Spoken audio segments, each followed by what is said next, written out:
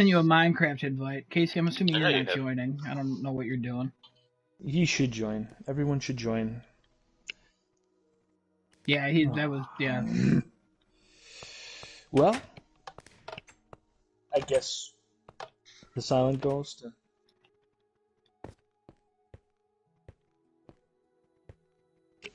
Don't look at the right corner. We can do something. Yeah, You mean you should jump. You should jump Clocked into one of episode the again? streams. You should No. jump into one of the streams and just pose questions from there.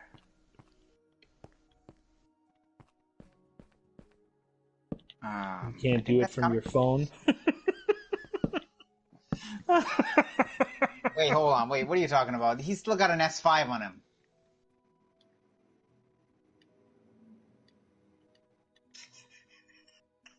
Ah, I see. Yikes. All right, well, ladies and gentlemen, It should be.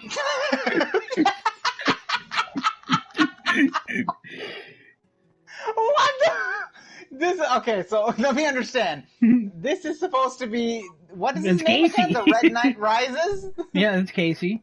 This is him. nice. Okay. Alright, welcome, Yeah. welcome, Casey, welcome. Oh, God. Hey, I'm gonna do this. There you go. Yeah, There's- put one of those. That's that's good, that's Casey. better. That's interesting right there. That's a spitting image of him, if I do say so myself.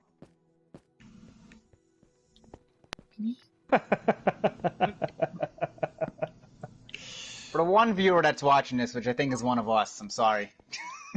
Awesome. Real good. Genesis.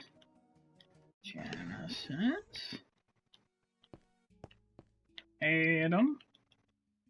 I don't know about you two with your names. I'm just gonna call you by your real names until you tell me to stop. So, Good. I like it. all right, Chris. Oh yeah, Chris. Yeah, the We got famous a special photographer, guest Chris. here today. Chris? Trixie.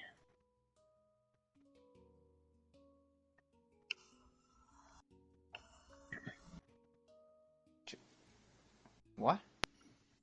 Who did he just refer to? You, Genesis. Me? Yeah, GeoGear 17. that your name on PlayStation. GeoGear Yeah. 17. Giuseppe, you already said you started I'm giving you streaming, the right? Twitch link. Go look at the Twitch.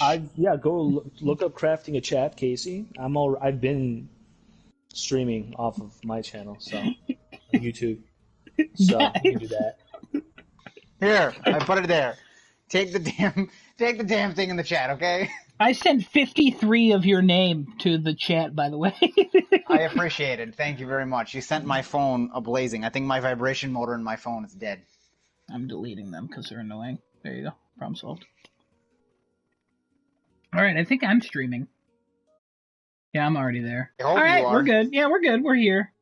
Hey, we're just going to jump in. So, ladies and gentlemen, welcome. This is Crafting a Chat. This is episode 12. Mm-hmm. I'm here with Genesis. I'm here with Adam. I'm your boy, Giuseppe Jones. Hopefully, we're being joined by the Ghost in the Shell and some other parts, Ghost in the gentlemen, Shell. Did you people just unknown. whitewash that character again?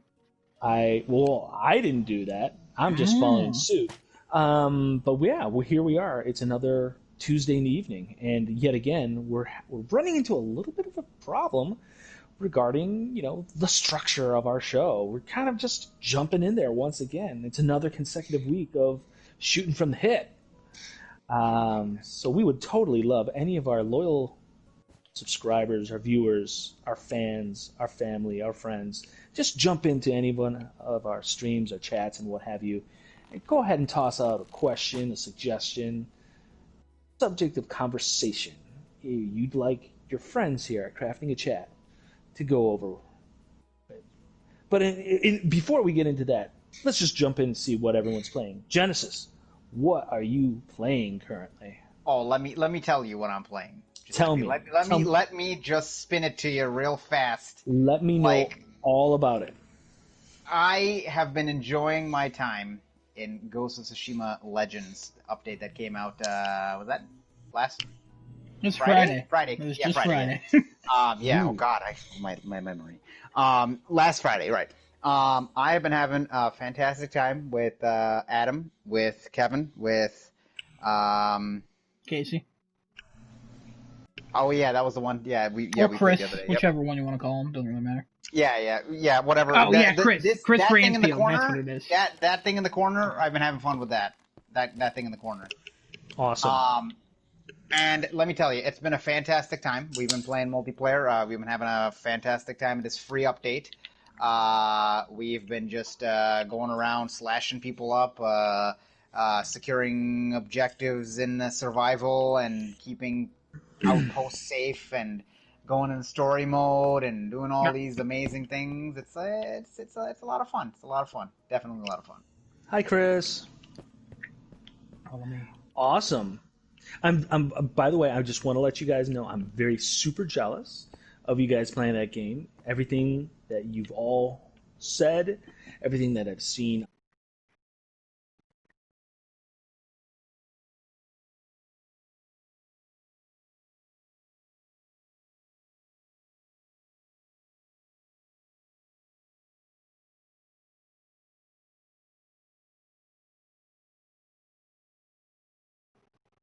Are you also on the Ghost train, as it No, were? I've never touched it. Never will. Don't like it. I've been Uh-huh. playing a lot of Mafia Definitive Edition. Finally beat the story last night. Pretty excited about that. I went back and I got my platinum in Sherlock Holmes Crimes and Punishments. Borrowed that from Kevin in 2017, so that's pretty good. And then, of course, you know I've been on that Ghost train. I actually played for, what, an hour and a half before you boys jumped on for this podcast. Nice. Kevin and I are now on the gold story missions. So What? we finished all the silver. I'm level, my key is 80. I'm level 21 as a samurai. I will eventually switch to the other ones to level those up as well. But yeah, we've been playing the heck out of it. It's a lot of fun. I like it a lot. It's really fun. So Level 8. Your 80 key. yeah, 80 key. Yeah, we've moved beyond you. You weren't on last night. That's your fault. So you have too much of a life. Think about that. You miss one night. You miss one night, and look how I far mean, back you get. I have to level up other characters, so when I play with you again, I'll play as the other character. So it's fine. I don't want that. I don't want that reject play. I'll level up. It's fine. Wow. Okay, I still got to play as the other characters. So. But yeah, that's really all I've been doing. So I'm at 68 platinums. I'm playing the Platinum Mafia Definitive Edition. Because then I'll go to PS5 with 69. Hell yeah. Hell yeah. Sounds pretty good. Giuseppe, what you playing? I'm still kind of like basking in the cheap seats, swapping between the past two PlayStation Plus offerings for the past couple months between Vampire, which as of like last night for sure, I think I've come real close to having the last straw with it because I loaded up the game and the difficulty scale for some of the enemies I'm running into is just absolutely shot through the roof for some odd reason, and I don't understand why. I don't know if it's the game being glitchy. I don't know if it's this new controller that I've mentioned to you. My controller issues are still kind of recurring with this one that I'm currently using, so it's not exactly sharp. I'm going to need a new controller regardless, so I don't know if it's that. I don't know if it's the glitch, but I just could not play it anymore. Like, it was just getting too frustrating, so I had to put it away, and I reloaded NBA 2K20, again, the previous month's free offering. Mostly because I've been drawn into watching the Last Dance on Netflix, the ESPN docuseries about Michael Jordan Bulls and the drama that surrounded that team's construction and subsequent dismantling. A lot of CGI in that show. Interesting. No, really. The news network that they do like of in the 90s and early 2000s, it's all CGI'd mouths and stuff because they're talking about future events and stuff. Yeah, a lot of CGI in that. That wasn't even a joke. Interesting. Yeah.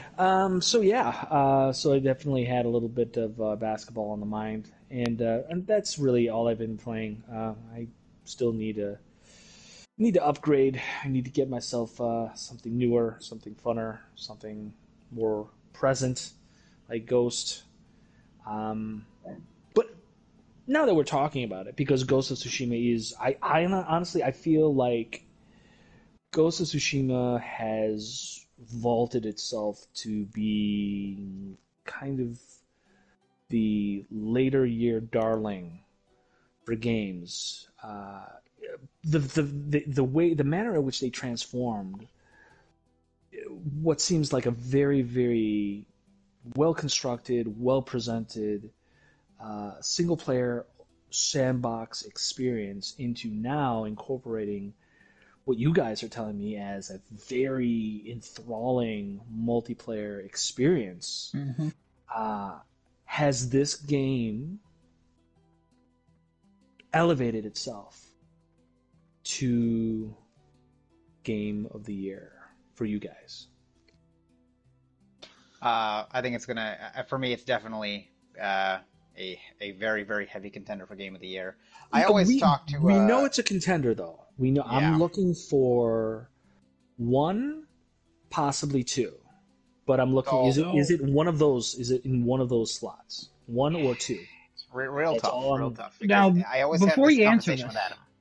before you answer this, my question is, you know how with review scores they don't go Yeah. back and update the review score after the game has come out and like Uh-huh. DLC or patches are released? Should we change our game of the year pick based on the amount of time that passes after it comes out within the year and how good the game has gotten? Like, is that a valid thing to do? So I guess that falls under like if because there are certain games that you can say, okay, it should have been released like this because like oh it was missing things and it Yeah. got updated and now it's a much better game. And then there are games like this where this didn't have to be released with this. This is a Correct. bonus that we got. And not only is it a bonus, but it is a transformative addendum to the This thing game. is basically Destiny with swords and much better at that point with the multiplayer and Yeah, but in and out. what I'm saying is like, should we even consider the multiplayer being part of it? Even though it is part of the game, obviously, but then the games that come out at the very end, like Cyberpunk, um, if they release stuff to it, like, You would, I mean, we would have to kind of do that for like almost every game if you're going to change that aspect now. I don't think you can say that okay and to say okay let's incorporate the multiplayer in there and then review our list.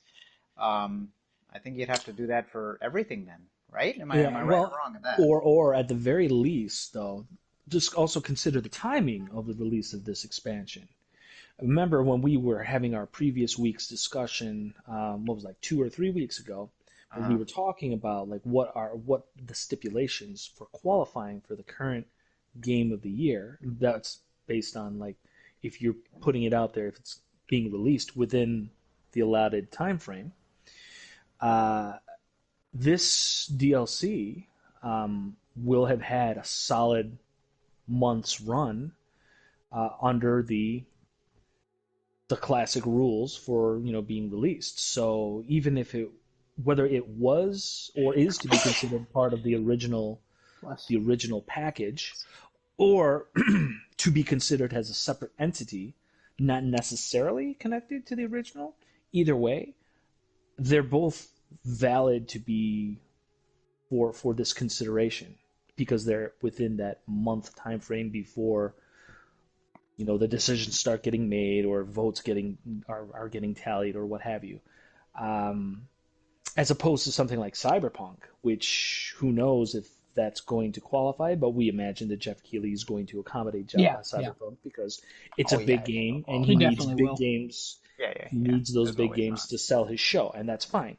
But that any kind of like multiplayer uh, add-on that comes inevitably sometime, probably I don't know, late spring, summer, maybe even fall of next year, um, Is that has no supposed to get a multiplayer? relevance. Yes, it is supposed to. Will have no relevance to its status as a potential Game of the Year contender for this year.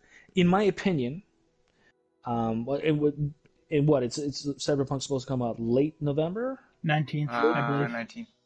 19th. Comes out November 19th, and the Game Awards usually is around December 9th, 10th, 11th, around that. Mm-hmm.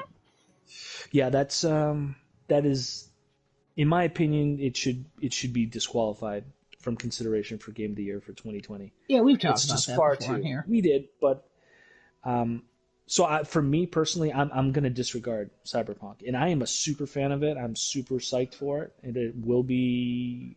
Well, I hope it can be a day one buy some way. I don't have any specific plans for it, but I'm super psyched about it. But I would not consider it at all, especially in light of all of the praise and positive reaction and response to Ghost of Tsushima, what it's been getting recently, and quite frankly, what it's been getting since it came out.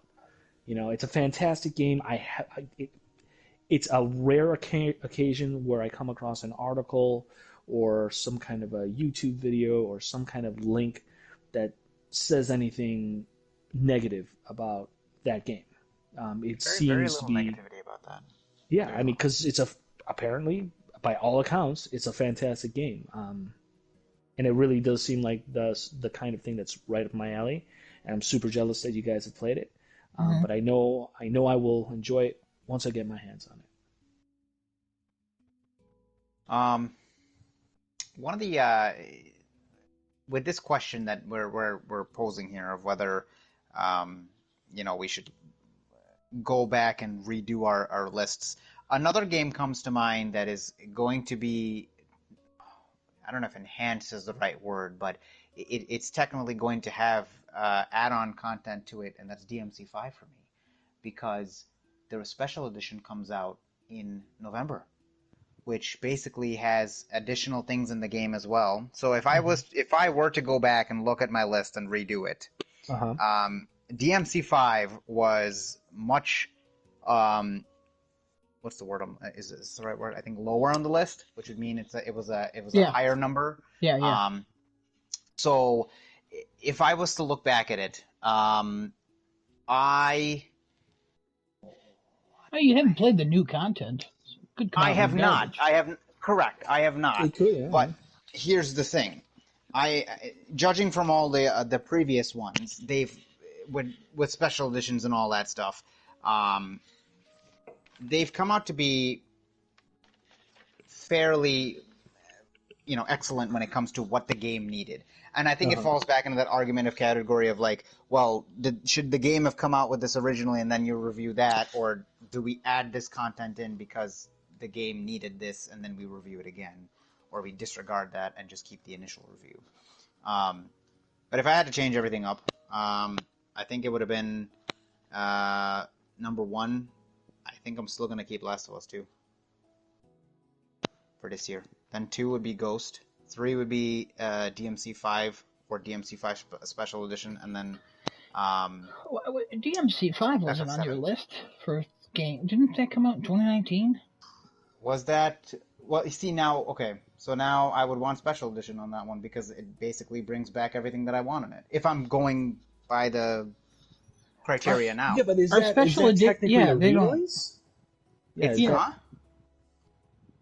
it's not like Last of Us Remastered. The first one was allowed to be counted as a Game of the Year contender. Right. It had additional things, but it doesn't count. So then, okay. Because you could say, like, with all the things coming to Among Us, that game came out in 2018. That could be a Game of the Year contender, but then it muddles the water too much, I think. Okay, I see what you're saying. All right, I'll leave DMC5 out of it. I guess I'll leave it that way because I know my top 5 would be then. Yeah, why is your DMC5 on your list? What? Well, because the special edition's getting released again this year. After last year. Or the year before, or whatever year it came out. Yeah, it came out in March of 2019. Yeah. I was like, wait a minute. Yeah. So I'm curious, what prevents Ghost from keeping like what elevates Lu 2 over Ghost for you? Story and Ghost was fantastic. I'm kind of leaving the multiplayer portion out of it, obviously, because I'm comparing just story to story. Like, I just the story of Last of Us 2 had just had me all the way to the end, and even after whatever happened at the end, it still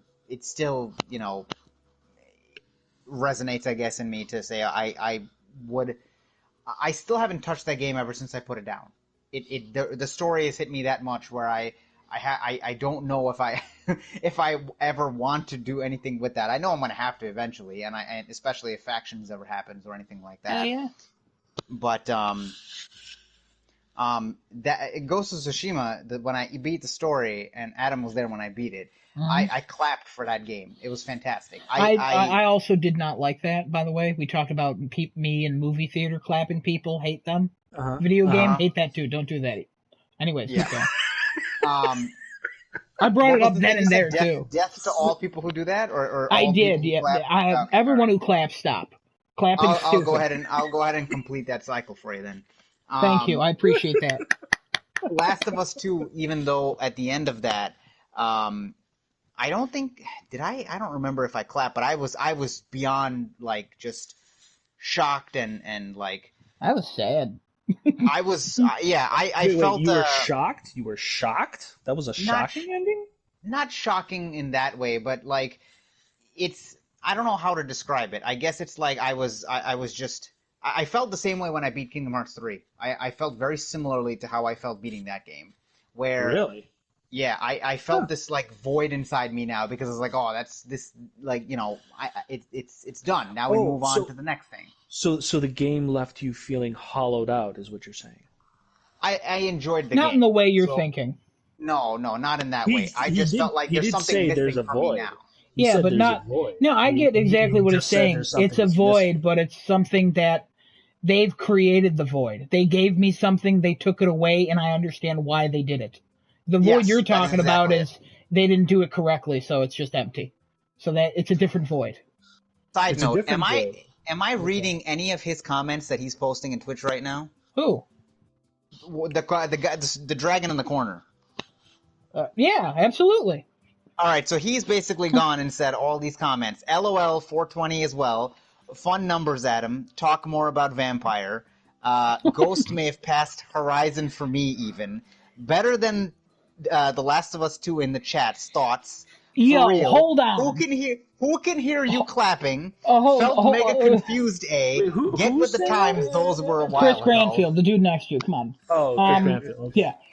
He thinks that Ghost has surpassed Horizon for him. Man, Horizon was such an addictive thing for him. Holy crap, Chris. That's crazy. That's nuts. He's also saying I'm too slow. That's crazy. Write like a paragraph about why that is for me, please. And just post it in the chat. I'll read it. Yeah, I'll read it out. Or say it if you have an ability to just jump in here like a ghost. But yeah, that's crazy. Okay, well that was a pretty thorough. Adam, Sorry, I had to read all those. Is it my game of the year? No, it's not my game of the year. It's not your game of the year. No. Is it in a solid second spot? No, it's not because I have no game of the year still. As we've talked about before, my Last of Us 2, I'm like, it should be, but also I really want to pick Dreams because I really think Dreams is something special. And Genesis played some of Dreams, and he forgot to mention that in what we playing. I'm sorry, I played Dreams as well. Yeah, thank you. And there's just something about that game. Scared off of me. And it really still bothers me that it's not like on everybody's PlayStation 5. Like instead of Astrobot. Because they probably could have sold Astrobot and people would have bought it. But Dreams should have been on everybody's PlayStation 5. Like, hey man, you want to try something? Try this. By the way, since you like this, we can recommend this. Hey, you've been playing a lot of this in Dreams? Connect to the PlayStation Store. Be like, hey, this game is similar to Resogun. Remember, Resogun was on PS4, fully backwards compatible. Pick this game up. Like, I don't understand why they don't. And it's Dreams is something. But Yeah, I don't have a game of the year still. I haven't picked that out, and we're saving it for the episode when we do that. Yeah, So. I would have to agree with you like 100% of the way because Dreams, while it may not be like in terms of a gaming experience for your average player, it may not be anything that you're expecting. At least even from a kind of like a player a player authoring kind of like experience where you're partaking in the creation of a thing. But even if you put all that stuff to the side, even if you're completely intimidated or confused or don't even know where you would even begin when it comes to creating something in Dreams, the fact that it has such a wide and varied network of content that others have already created Mm-hmm. in and of itself provides a huge expansive network for the PlayStation community that seems to be like an invaluable thing that Sony would theoretically want its user base to have full access to because of every reason that you just mentioned. And it does make so much sense from a business, an entertainment experience, and a community experience perspective to have Dreams be that unifying software. And it does also confuse me why that hasn't become like the thing. Yeah, it does. It makes less and less sense that they haven't already done that. Yeah. But I Kind of. agree. Yeah. I agree. Yeah. Yeah. Do you have any more thoughts on Dreams? You've seen me play it I now, and now you played it for about an hour and a half, I think. Oh yeah, I want to. I'm definitely going to give more time into Dreams once we've grown tired of Ghost of Tsushima, which I don't know when that's going to happen Yeah, I don't because know I about absolutely that. love that. Yeah. But I do want to give more time to Dreams. From the amount of time that I've played it, it's so crazy what people can do, and it's so mind-boggling also to think just what kind of talent is sitting out there because they have they're giving these people these tools. I mean, I don't know. I wouldn't know what the hell to do with any of this stuff. But like, Yeah. if you give these people these tools and they're making these types of things where it's like, oh my God, like this is, yeah, they don't have the polish as a AAA, but this is one person using a game that's given, provided tools in the game, and they're creating these horrifying things that I literally was running and screaming as I think I got called by Giuseppe there, the PewDiePie or something like that, Yeah. of Dreams. Yep. I You were screaming. You were enjoyed. terrified. Dude, the thing was running at me. It was a lot of fun to play the Sonic demo. I mean, that in itself was like, dude, how did you get the physics right to make this? I was like, that's amazing. Yeah. Dreams definitely doesn't get enough credit that it deserves. It deserves a lot more praise and a lot more credit, and I think more people should be, more of the news outlets should be covering, or not news outlets, I guess. There should be like a dedicated Reddit, or I'm sure there is probably, There but is. dedicated Yeah, I'm Reddit part or of it. something dedicated to get these things, more known and more well known among the PlayStation community, because this is something that should definitely take off at PlayStation. I don't know, maybe they already see it, maybe they already know, and we just don't know anything yet. But it feels like they're missing a gold mine with Dreams. They could branch out to a lot of different Yeah. things with this. They could totally turn it into something because you said it's one person, but most of the time there are people, like there's a main person working on a game, but also it's a big community effort because Yeah. you start a game and it's like, oh, this person, and this person's part of it, and then you can get to an end of a game and it has full credits because it's just showing you how many people worked on it. Like, oh, this person made like a 50 level game. And you're like, oh, that's cool. Oh, by the way, the person who made the grass, they made other games. So you can look at the person who made the grass for this 50 level game, go to their profile. They also made a 50 level game using the other person's assets, and it's two completely different games. Absolutely. It's crazy. I've never been so like shocked and what it's like finding like a subscription to an indie service. It's cool, It's but at the free. same time, It's free it's something. It's really cool. once you Like buy the just game. yeah, once you buy the game, there's so much stuff. Like All right, I you can't wait to want see this the paragraph? future. You want the paragraph? Yeah, Here's he a texted. paragraph. I see it. All right. Alright, unless you want to read it. I mean, if No, not, no, you're I'll good. read I'll it. read it. Keep going. I'll reply to it in my out loud when I get through it. So. Alright. But yeah, dreams is definitely a thing. Giuseppe, I'm sorry. Go ahead. If you were gonna go ahead and finish that. Oh, I was just gonna say, Klopto has just dropped in, and he wants to tell Suitman that you're furry now. Oh, okay. I don't know what that means. He's a furry now. I'm a furry now. A furry or he's furry? He's furry. I don't know what that Not means. a furry. He's not a furry. He's just saying he's furry. Furry. Can you see me? I have a beard now. What's going on? Klopto, you hacking? You hacking, Klopto? Anyway, Genesis, what were you going to read for us there? Casey's just posting in the chat again. Who? Yes. Chris Granfield. No. Okay. All right, we're gonna stick with the name then. Fine, Chris Granfield. I don't know where this name came from. I liked watching others play Dreams, but it hasn't appealed to me yet. He also can't fit anything more than 500 words in the chat. Oh, Awesome. Good stuff. Yeah, no, I stuff. get that. Like, before that game came out, I was like, I'm interested in this, and I'm only getting it because it's Media Molecule. I think it was the same thing for me when I saw you play Dreams. Yeah. I was like, this looks cool, but like, also you kept telling me like, you should get it, And I was like, I don't know. It's hard to convince someone. One day I was like, I'm gonna do it. I'm gonna pull the trigger and take it. You see that game and you're like, what is this? Mario trolling? Look, large baby Ice Age. Like, or like there's so many dumb meme games in there, which make me laugh, and I do look at them every so often. But it's hard to show someone like, hey, this is what it is, because you can't really define what Dreams is. I think the perfect name is Dreams, because it literally is, like, Imagination probably be a good name too, but it literally is like, you could put your dreams in, because, your imagination, it really depends on who you are, and there's limits. Mm-hmm. Your dreams are uncontrolled most of the time. And these are like, so I've seen things where it's like, holy crap, how the hell did you make this? And I've seen things like, holy crap, why the hell did you make this? Like, the why and the how don't always make sense, but when you're done, you either are like, I'm glad I played that, or you have a funny story to be like, why the hell did I play that?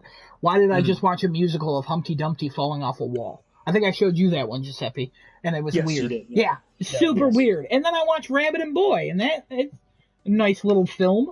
It's like a 20-minute film that we ended up watching. And we're like, crazy. What the hell?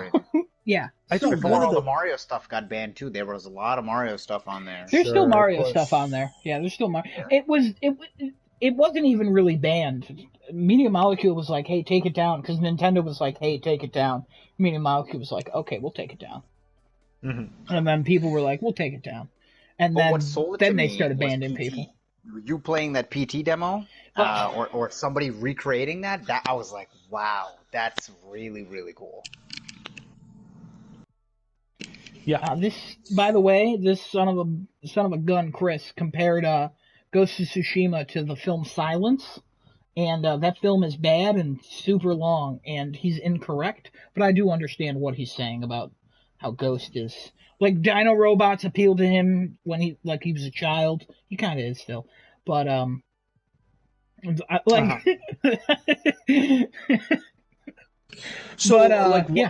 interesting. Yeah, one more thing I want to say about Dreams really quick is that of all of the different kinds of projects and productions that I've seen other people create for it, really gives me a newfound appreciation for game designers and all of the different kinds of departments and talent required to bring a game together.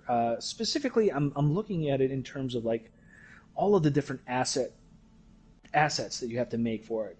Anything from, item design, character design, animations, level design, environmental design, all of the stuff that you see and you instantly take for granted as soon as you boot up a game, and you make instant judgment calls on the quality of the graphics, the fidelity, the smoothness, the frame rate, the animations, like all that stuff. And then you get lulled into that world so quickly for the games that are designed particularly well. the ones that lack a little bit, those ones, those visual distractions kind of jump out at you. But for the games that aren't, it all blends in seamlessly. And when you look at something in Dreams, you have to, just like you said, Adam, previously, it's basically one person. In some cases, they do have contributions from other people that they give credit to, under their list of authors and what have you.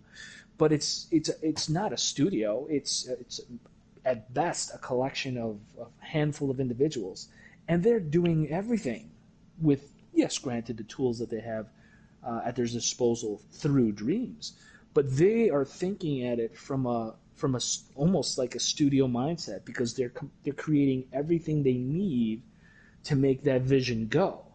And that's such a huge thing to wrap your mind around. At least it is for me. And it definitely turns me off from ever wanting to be a game director. Because directors have to be mindful of all of these aspects of game design in order to make a project come together.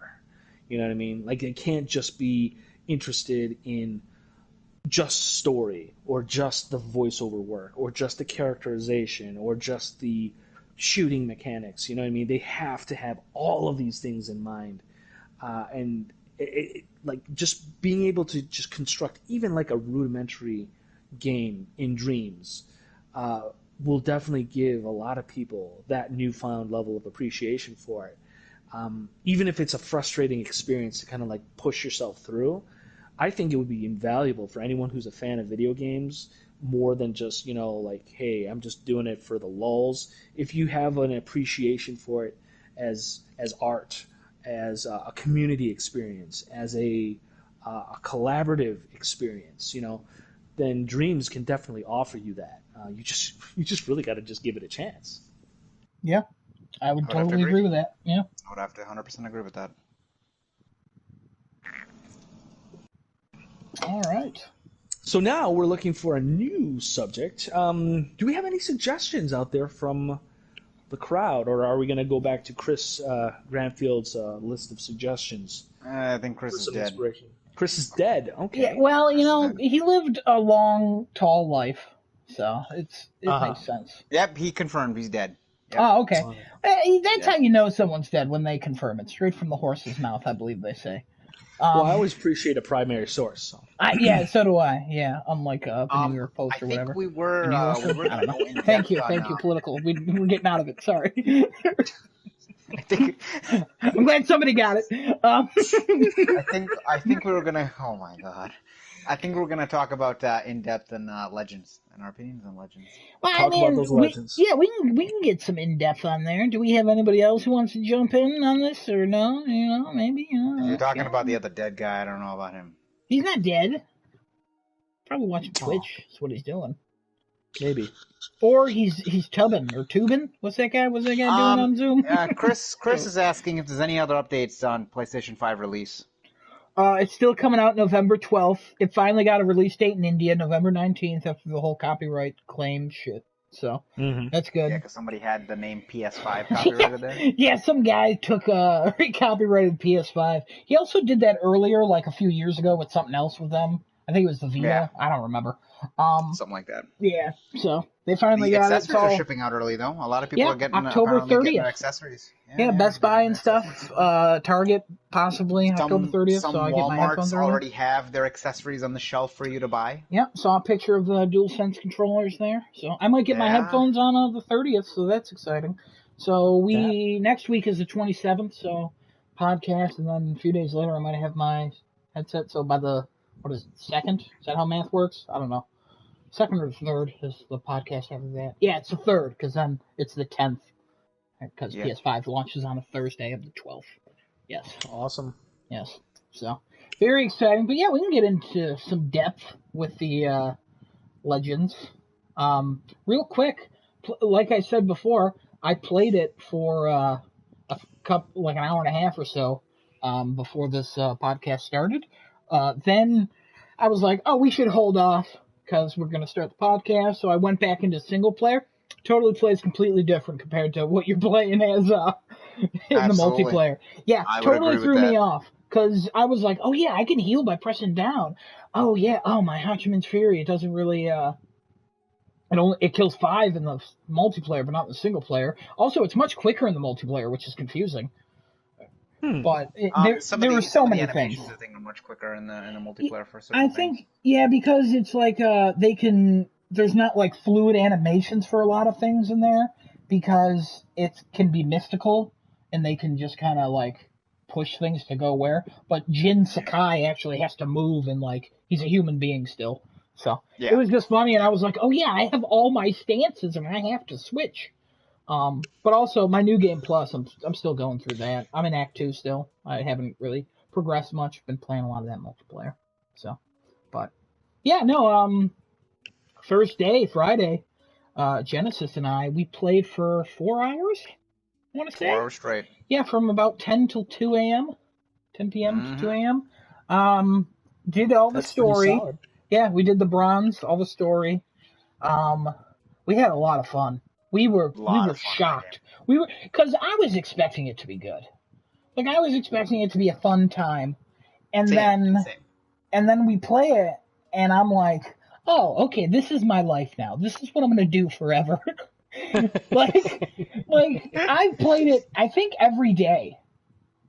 I'm pretty sure I've played it every day. and it takes a formula that Destiny had done with the loot system, with the way we have to farm to grind to get better equipment and stuff, and it just makes it so much better without making you feel like you're grinding for nothing. So like this game has a very intuitive system where, okay, when you complete a mission, you have certain bonus modifiers and things like that the game, yes, will RNG certain loot to you. And honestly, early on in game, Adam and I were getting a lot of loot that we just didn't want. I'm like, why do I have this? This is not my playstyle.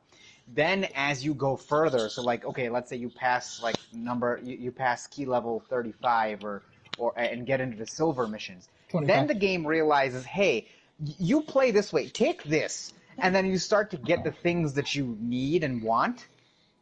And it doesn't, whenever you're done, even though, let's say I get a item that like is a healing gourd. I'm not a healer. I'm usually just the assassin running around and just one-hit KOing people, trying to minimize the crowd.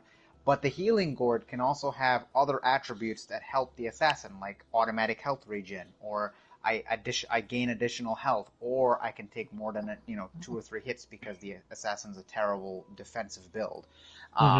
The game, I don't know, the way that they give you the loot just makes you feel like even though you didn't get what you wanted, you accomplished something regardless. Because you can always re-roll everything, you can always get a better item out of it, and you can use your original items and pop them right up to higher levels. Also, really there's not a pay to win kind of a thing. There's not even. Yes. I don't even think you could sink any money into it, even if you wanted to. I know you. Yeah, no. Yeah. So every cosmetic is gameplay unlockable. It's awesome. Some of the story stuff, like the platinum colors we got, that's in the multiplayer that we can wear, like to show people we got the platinum, which is super cool. But at the same time, it's a very common platinum, so not as cool as what I wanted it to be.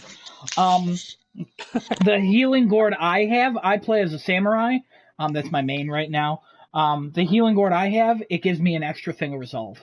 And the resolve is needed to do so much stuff. It is fantastic. I just got a legendary one. It's so much fun, guys. I'm having so much fun with it. So it is a lot more involved than I originally thought. I thought, hey, it's gonna be like a co-op. Okay, cool. It's gonna play like, okay, you got 3 or 4 samurais.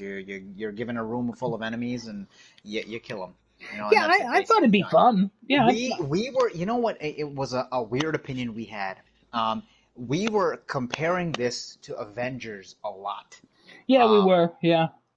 And this game takes Avengers, shoves it into the toilet, flushes it a couple times, and then decides to take a giant crap on it and then flush it down again in the toilet. Now, is it this game that's doing it, or itself that's doing it? I think it's a combination of both, but more this game is just really showing Avengers up in such a good way. And first, I mean, it's free. Second of all, it's like... it's free after you buy the game. So, Right, but I mean, Avengers, you have to buy the game too. So I mean, yeah, with you could say, hey, you got to buy it for the story, and then the multiplayer is free. You could say the same thing. So it's price wise, it's but the that same one thing. has There's probably microtransactions and all yeah, but that. you don't. That's all cosmetic stuff, and you can unlock that by grinding and stuff. So again, like, not really even to bring Avengers into this. Like, I don't think that game needs any more from us, considering last week. Yikes. So, but But yeah, this game is done so well. I think I compared it mostly to Avengers because I don't really play multiplayer games like with the loot aspect and the grinding and all that. So, like, I didn't care about any of the stuff I picked up in the Avengers game. I'm Yeah. like, oh, this raised this point, cool. This did this, cool. Oh, this has In a cool Ghost, effect. Okay, it's like so great. the cosmetics Yeah. of it doesn't even have an effect. But it's like I want to get that. I want to get the Oh shimmers yeah. out of the sword. I want to get this. I want to get this Oh, specific mask. I want to get the specific outfit. They don't I, even do anything for us. it's one of the few games where I'm like, I don't. In games, I typically don't care what I look like in like a Mafia or something, or Hell like no, this I game. want to wear a suit. I want to look like a cool guy. In this one, I could probably spend hours just looking at all the clothes, being like, "Ooh, do I want to go with this? Do I want to go with this?" Because I like the color black and red. That combination has always been like a big thing for me. And then I played the story and I saw this white and gold armor and I was like, ooh, I kind of like this. Now all my characters are white and gold in some way. Like my online character, my single player character, every outfit I have is white and gold. I have to still get a longbow color that's white and gold. I haven't found one yet. I only found one that's white and black. So I'm still working on it. But Yeah, it's just you like, want to know oh, I this love it. this game like nails something that's so easy to just mess up. There's this is one of the even better things about this multiplayer. There are only at this point in time two different game modes, story and survival. And even though there are only two, I think we've gone back into survival, even though it's the same survival, with I'll bet five or six different stages, whatever. But it's the same survival. But we don't get tired of it. We go back in there, and it's not like a repetitive grind to go into survival. I think the villages. The village, The okay, survival village, that one we've just had bad luck on that one. We played with two we did dum-dums, and then that. Yep. we played with two dum-dums, but we know them personally, so we Yes, but won't say they anything they bad improved about quite a them. bit. Yeah, But yeah, oh yeah, they but got this is better. the thing though. Some of them Even are better than us so like now. oh yeah, okay. Yeah. And with even though it's even okay, let's give it that one stage that seems like it's a bit repetitive, but like regardless of the fact, the raid hasn't even been put out yet, and this game has less. This multiplayer has less content than Avengers had, and Avengers still is not fun to play. Again, Avengers. I'm not even getting into that. We said we would go in depth with this, so I think we should probably explain like what story and survival is. Okay. Story is there's 10 missions and there's 3 chapters each. On a harder difficulty, they take about 20 to 30 minutes. Kevin and I spent 46 minutes in one because we were trying to find a scroll and we couldn't find it, and then 15 minutes in, we looked it up, found it. So it all worked out. But you have 3 difficulty settings, bronze, silver, and gold, and which each difficulty setting, it gets a little bit more difficult, and aspects that are introduced later in the story of the multiplayer are introduced even earlier by the time you're into gold. So the first mission on bronze is kill these people, go to the next area, kill these people. Hey, there's one dude that's pretty challenging, kill him. You move on, finish the rest of them, whatever. Doing the first mission on gold, you now have like tethered enemies that weren't introduced until like mission or story mission 3 of the multiplayer. You now have like people where you have to kill them attributed enemies. Yeah, attributed enemies. You have to kill them with like the sun, the moon, or the whatever one the other one is. The green one, I forget. The lightning and wind. Yeah. Yeah, I think it's wind.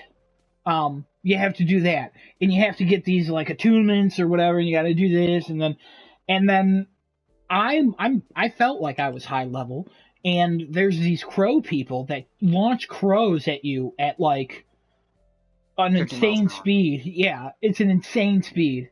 Probably 55 or 56, since nobody can drive 55.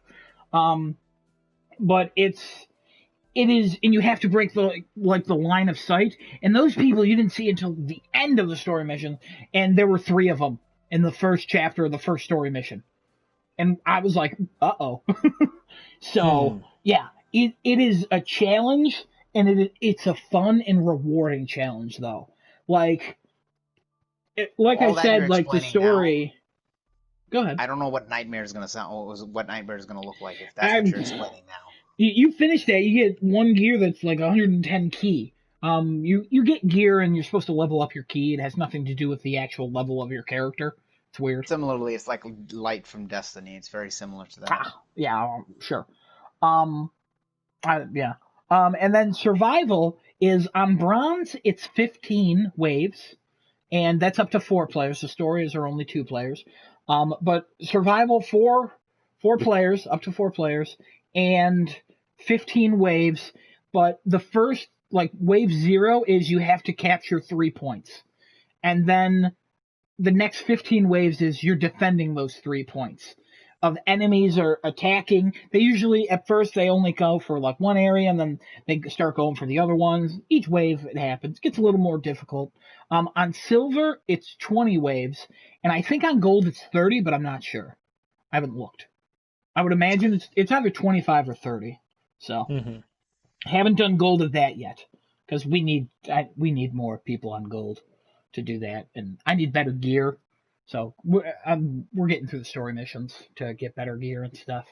So, and it's just I really can't talk highly enough of it, because it's just so much fun. I can't wait until you get it, Giuseppe. Like, even after we've already like built everything, like I'm down to jump in and like just level you up and grind and kick ass, and such a good time. We should be prepared for the raid, because the raid's going to be the apparently the best part of this thing that comes out.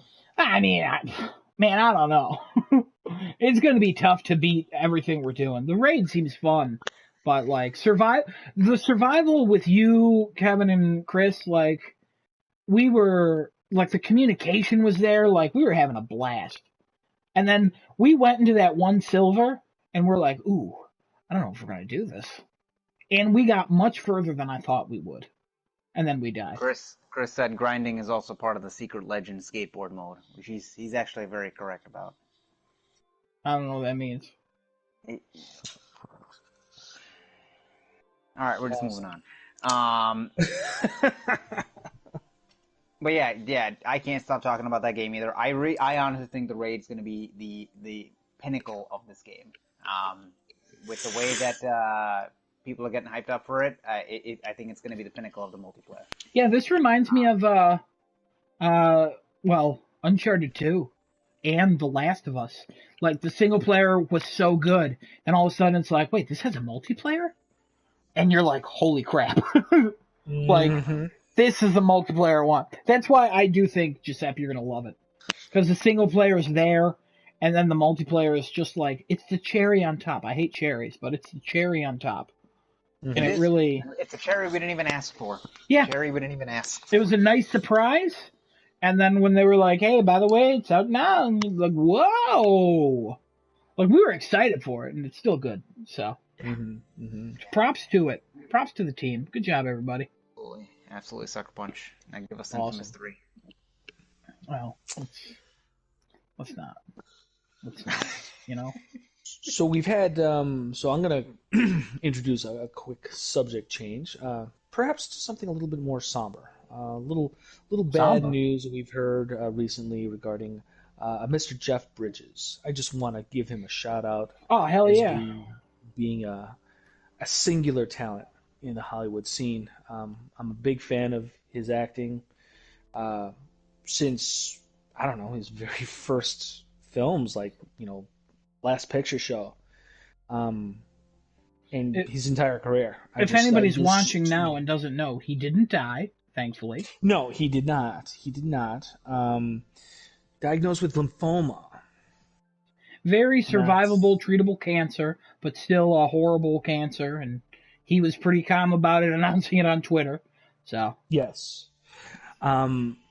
So to kind of like redirect that away from that negative news, in appreciation for the career of Mr. Jeff Bridges, what is some of your guys' favorite Jeff Bridges films and or characters, performances, things that you like about him, noteworthy? I'm gonna go ahead and just start it off. yeah, go I'm ahead.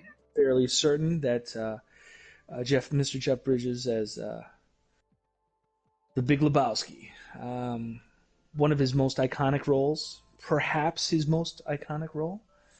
The dude, the dude abides, and Jeff Bridges, I don't know, somehow made a character that if you were to describe him on paper would basically check off all the characteristics of a character that you would hate to see. You would hate to be vested in or forced to experience a narrative through his perspective. But performance is transformative, and Jeff Bridges made a loser quite lovable. Clearly, the Coen brothers also had a big thing to say and do about the writing, the dialogue, of which several of the cast of The Big Lebowski, John Goodman, Steve Buscemi, John Turturro, they were reading that dialogue as written. It was not improv happening for those scenes.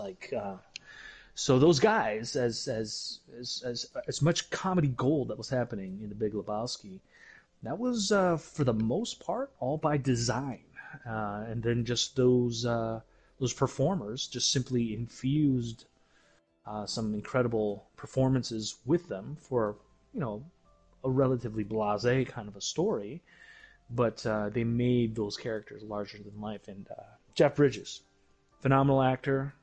I'm so thankful he finally got his Academy Award for leading man.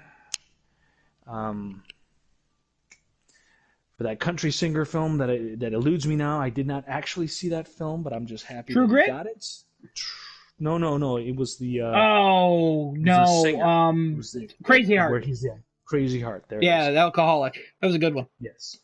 Didn't see it, but he is the type of actor that it would be a crime to see a career fold into the twilight without having won that individual recognition for not just for that performance, but really a reflection of a career of incredible performances that sometimes they get recognized and sometimes they just completely get forgotten. So Jeff Bridges, he's an A+ kind of actor, and hopefully he will pull through and continue to deliver some great films, great performances, and good luck, man.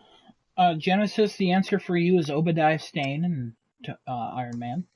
By the way, Okay, that's your answer. I was just gonna say, You Chris, have no Chris idea. was gonna speak through me, and the favorite would have been R.I.P.D. or Seventh Son.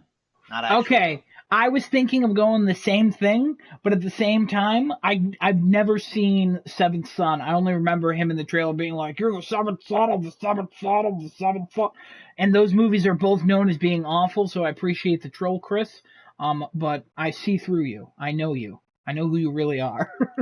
So go back to taking pictures of donuts. He'll get it. Tron. Tron's good. I was gonna say that. I was gonna say The Door on the Floor. I don't know if you've seen that one, Giuseppe. Kim Basinger is in it. I'm familiar with it. I saw it a long time ago. I think it came out in like 2004-ish. It is a very strange film. It's just very strange. I highly recommend looking it up. I don't really have a recommendation on watching it because, like I said, I saw it when I was like, I don't know, maybe like 13 or 14 or whatever age I was when that came out. It was on like HBO like late at night, and I was like, ooh, what is this? And then I was like, this is not what I thought it was going to be, and it's weird. Also, is that Kim Basinger? What the hell? What happened to her? So, Big fan of Kim Basinger, as we know. Batman, come on. But yeah, no, I like that. That was a good movie. So, yeah, Tron, of course. Big Lebowski, I'm not a big fan of, and I've really only seen parts. It's just been so long that I can't really It's a talk. crime. You need to see it from start to finish. Yeah, They're well, I really, mean, I really, just really know it's not going to be funnier than Juno, so good. I just don't see the reason of watching it. You know what I Honestly, mean? you should really see it for your love of John Goodman alone, because in many Do I instances love John just. Goodman? You don't? I was under the impression that you did. You are correct. I love John Goodman. Oh, brother, So we're there you out go. there. Are you kidding me? He's the funniest So part in that movie, and he's barely in it. Big old dude. I'm glad he lost weight. I'm glad he's doing well. I and love John honestly, Goodman. he's even better in Lebowski. Who doesn't love Honestly, John everybody. Goodman, though? I haven't met anyone that like dislikes him. I would rename this podcast to the John Goodman podcast, and we can just talk about John Goodman. The John Goodman Patrick Swayze podcast. Yeah, I'd be down for that. Patrick Swayze is great. God rest his soul. Mm-hmm. I hope he's ghosting. I hope he's bothering to me more still. Wow. Or Whoopi Goldberg singing "I'm Henry VIII, I Am" just over and over. And she goes to tell people, and then they're like, "Nah, that's not happening." Why would you lie about that? He died in 2009, Whoopi. She'd be like, "I'm not lying. I know I have the name of a practical joke of a cushion, but at the same time, believe me, guys." Mm-hmm. So. True. It's facts. Obadiah Stane, though, Iron Man, great villain. Super upset they killed him, but it was in that time of Marvel films and superhero films where they just killed off the main bad guy. So. Mm-hmm. I would go so far as to say, bring it back, that one brief exchange between Stane and his head reverse engineer person, where he points at him in the chest and said that Tony Stark built this in a cave with nothing, with stones and nothing. That instance of acting, that one singular moment of performance, I would put that as perhaps the best acting performance in an MCU film, period. That exchange right there, exchange. That's a great exchange. Oh man, I would argue against that with Tom Hiddleston in Thor 1 at the end, where he's like, blah blah blah blah blah, and then he jumps off the bridge, whatever. That one's good, but at the same time, like, I think he's even better in the scene where he takes Tony's his arc reactor from him. And like, he's gonna be a villain. Like, from the very first time you see this bald man, you're like, Jeff Bridges, what are you doing in here? You're important in some way. The character's name is Obadiah Stane. Yeah, he's either an Amish man, he's either a very important Amish man, or he's a ruthless businessman who'd set up Tony Stark to get kidnapped. But he also gave the world Iron Man, so can we really be that mad at him? So. Chris says 10 Cloverfield. That's John Goodman. That's John Goodman, yeah. Also, I saw that in theaters with Chris, and he's terrified of the scene where John Goodman's stabbing the air ducts. Uh-huh. Oh man, the dude is like 8 feet tall, and he like got into a ball of like 3 feet. It was hysterical. So, and he was screaming, similar to how Genesis was screaming in Dreams. So. Awesome, impressive. Yeah. Pretty cool.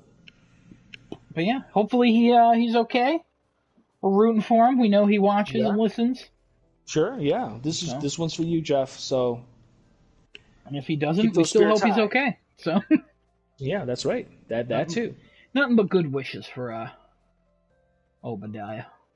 And for all of you out there too. You guys, if anyone out there is struggling, with the COVID situation, maybe you have an uncertain job situation, unstable school situation, cabin fever situation, hey, just know that you're not alone. A lot of people out there are dealing with the same stuff, similar stuff. Reach out to your friends, reach out to your family, reach out to us here at Craft in the Chat. We're here for you. We wanna expand that dialogue. Give us a chat, drop us a chat. We'd love to talk to you, about anything. Yeah, reach out, like, to them, not me. I don't care. Yeah, well, I'm already mentally disabled anyway. I'm dying inside. As Okay, well, we don't condone that. So, well, since you dropped that, I do want to. go ahead. I do want to have a side conversation here. I was just on Game Informer. It popped up for me in my Google feed here.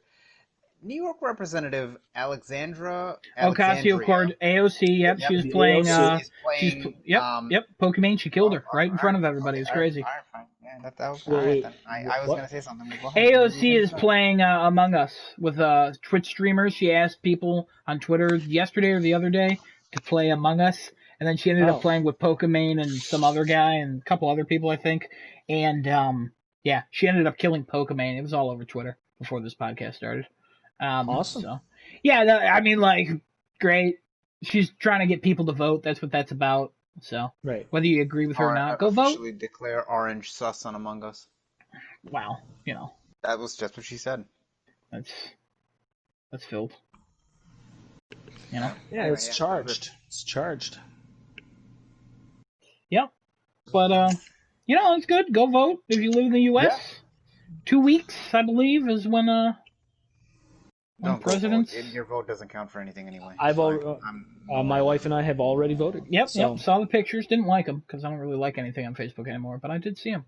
Oh, I also saw that General Grievous cosplay. That was cool. I was gonna say something, then you joined in the party. Totally forgot to text and say something to you in person. So.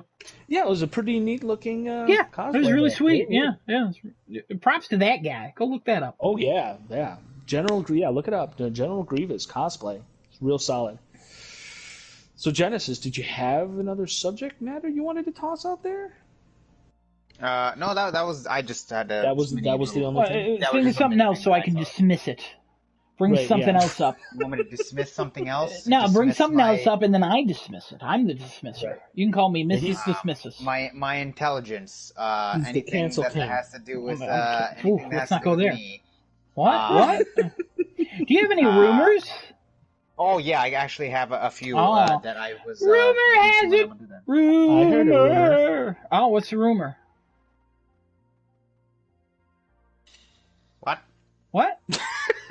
I thought Giuseppe said he had a rumor. He did. No. I said I heard a rumor. What'd you hear? Were you going with Academy? Oh my god! Oh my god! Oh, that went right over my head. Okay, all right, cool. Let me go ahead and start with the first one here. This one is probably very dismissive, so you can continue with your dismissive rant. Microsoft. The rumor is that Microsoft has bought Ubisoft. Oh, 100% real. Yeah, no, that's real. That's confirmed. 10 minutes ago. I saw that on Twitter. What? No, I'm just kidding. Yeah, we can dismiss that. That's stupid. Why the hell would they buy Ubisoft? There's literally no point. The only reason why people are saying there's a rumor, there is a post going around from Xbox that has all the Ubisoft games, Beyond Good or Evil, Ghost Recon, Far Cry, Division, Watch Dogs, all that stuff. It's on one post and it says Xbox plus Ubisoft. On the bottom it shows all the Ubisoft studios partnering with Xbox. It's most likely just talking about that they're all going to be on Game Pass. Coming out. They haven't had that. Yeah, that would be big. Yeah, that's the leak that's happened. Nobody's confirmed this. This picture's just floating around on Twitter now. Man, they would have had to throw so much money at Ubisoft for that. Honestly, if they bought them, they'd honestly be competing with Vivendi to buy them, right? Because that's over. Yeah, no, I don't think they're trying to take over as much as they were trying to take over a few years ago. But they still have a giant stake in the company, don't they? Yeah, but I'm pretty sure Ubisoft owns more of themselves now than Vivendi. Oh. Yeah. They solved that situation. Yeah. That was my first rumor that I've seen here. Quite a few people have commented on that. Piggybacking off that real quick. Beyond Good and Evil, that next installment. That is never going to happen. He's working on it. Never going to happen. It's never going to happen. Never going to happen. So everyone should just pack it away into their Half-Life 3 confirmed categories, because that is it's just a whole bunch. It's just that's different. Because Half-Life 3, it's not like they've ever showed anything from it. Beyond Good and Evil 2, they've showed a bunch of stuff. They brought in Joseph Gordon-Levitt, and he's like, "Hey, you can add stuff that you made to the game. We're hiring artists." Never 2 gonna years happen. later, let's ask him about it. What? I don't know what you're talking about. Hit record. Bye. So, Now, yeah. that is on the back burner, and because it's It'll come out Ubisoft, eventually. eventually when they somehow run out of interest in Assassin's Creed games that have nothing to Well, do with ancient Japan. the dude who was against it was one of the people who left. Who was one of the people who was ousted from the company. Because he Yeah, was like, there's got to be all my games or all the games we make have to be similar in this way and this way. That's why, I mean, they're blaming on him. Obviously, that's more likely right. a company wide thing than just one Yeah, guy. But yeah, it's I mean, I've never cared for the original one. I don't really care for me the neither. second. So, But but I understand that has a lot of attention, a lot of hype behind it, and it's not also anymore. been going. No, it's definitely fizzled, and it will continue to fizzle to nothing because that thing is just not happening. It's just not going to happen. So just move on. Put your hopes in Eventually, something else. hmm. Honestly, put your hopes in Half-Life 3. It's probably a better bet. Ooh, I don't know about that. Mm. So, Hedge your yeah. bets. Hedge your bets. But All yeah, right, how about that another rumor? Ubisoft rumor sucked. Get a better one. Okay, I got a second one here. Hmm? This is on a. So this is a rumor about Last of Us 2. Apparently, there is a DLC coming due to a tweet from Derek Phillips saying "back to work" in a Oh picture, no. and then underneath it, Neil Druckmann also liked it, and people are having a giant, you know, comment fest down there, saying that this is basically their confirmation of Abby DLC for the game. Quick question. Does anybody know who Derek Phillips plays? I don't. Let's not talk about that. I'm just saying. That He's there's the Abby DLC. doctor. If Can there's you? okay, Abby DLC would be dumb and pointless. Now, I think the reason that what's his face Neil Druckmann liked it is because that's one of his actors, and even though it could be something for Last of Us, it would probably be for multiplayer. There's no way they're doing Abby DLC and having Jerry Anderson pop back up. Like, I mean, We he's already shown had. doing mocap, so that's the yeah, whole we thing. don't We need more. already. Yeah, I like the tweet We too. I already saw had. it. I'm Yeah, I'm yeah. aware. I follow Derek Phillips, guys. Also, we had the Abby DLC already. Yeah, We've it's already already gone there. through We that. don't need more. We don't need Like, any more. I would take more Abby DLC if it's post game. But I know I know there's a big camp for that. As quiet as they are, there's also a camp against it. But whatever. Like it's that guy Honestly, also works on other things. So honestly, this is where I'd love to see like a post story DLC for Lu 2. A new character we've never seen before comes in and just murders everybody. The end. And let's move on. hey, you did it. You That's finally wrote something worse than Last of Us 2. yeah. No, it's actually quite. It would actually be par for the course. We're But gonna it screw but it about would that also have the forever. catharsis. It would also have the catharsis of just eliminating just just horrible people and horrible characters, and just get them off the board. Just get them off the board. I just love to see that happen. I would love Because to honestly, they see. all deserve it. They I would all love to deserve see it. DLC of Ellie just walking in and killing everybody from other video game franchises. Like she walks up to Kratos and just takes him out. Like, let's see how many people we can piss off.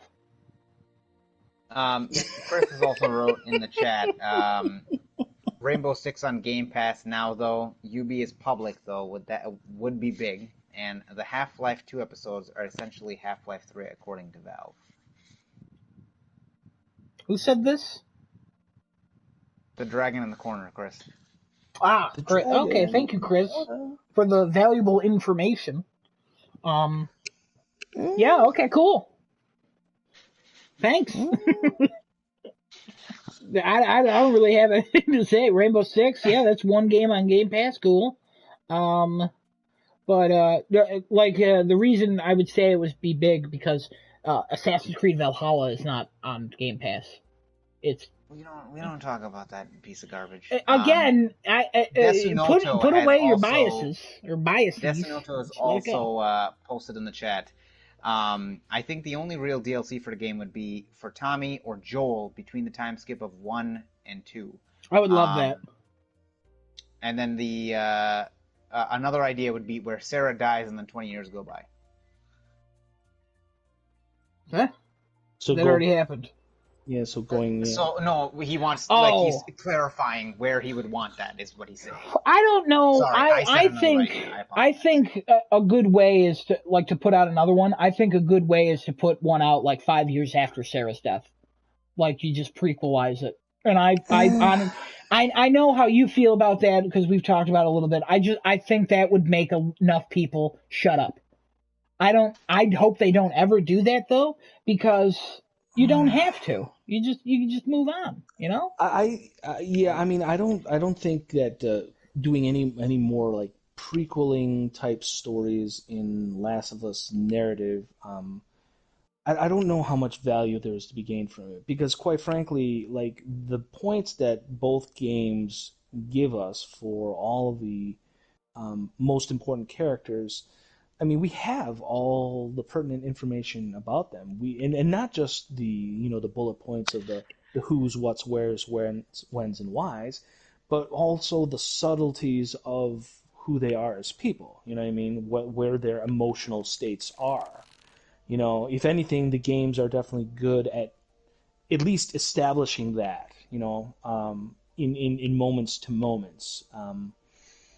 You know what I mean? So I don't know how much value you get from going back. Honestly, if anything, if they do want to expand on the mythology, then expand on it. Give us beyond what we already know. Don't go back. Retreading and drudging up the past is I don't see how much more value you can get as opposed to literally opening up the universe more, making the world in which bigger. These characters, make it bigger, show the effects of everything happening. Is it true? Is it ultimately true that no one anywhere on the planet has made any headway in regards to this infection?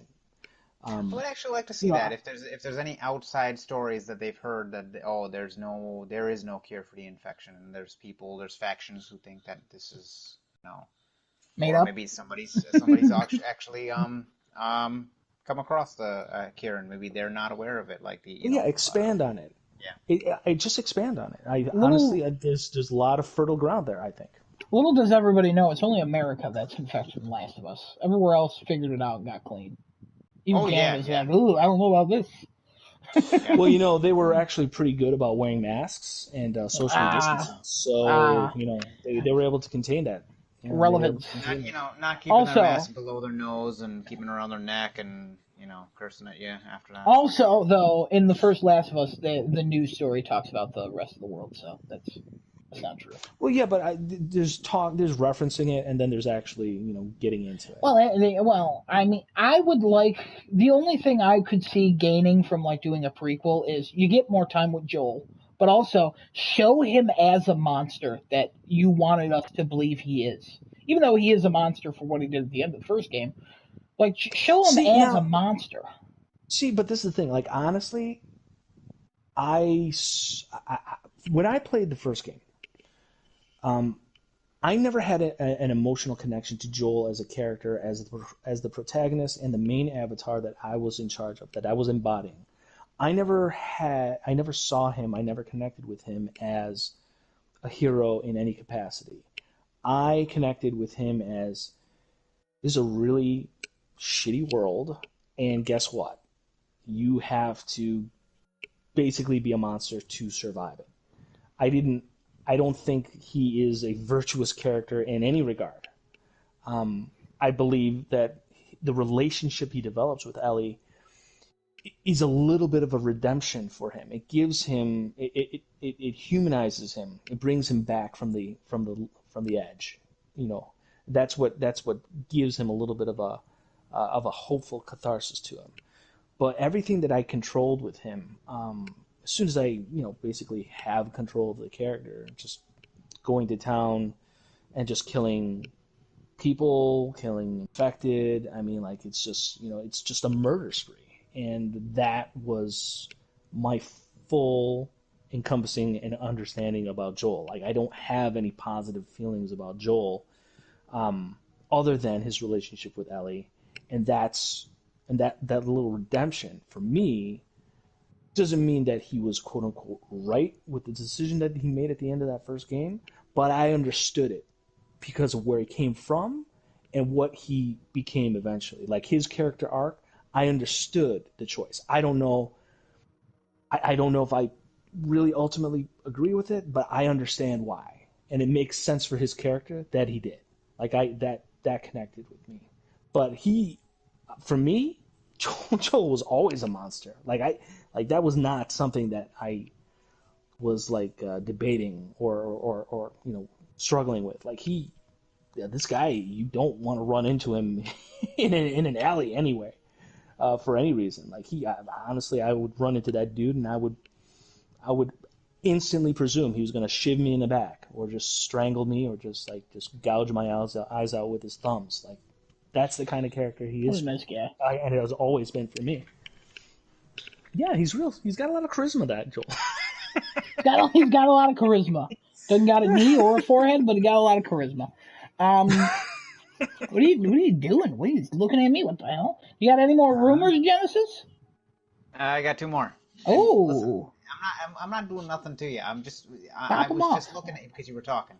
Don't you start me, okay?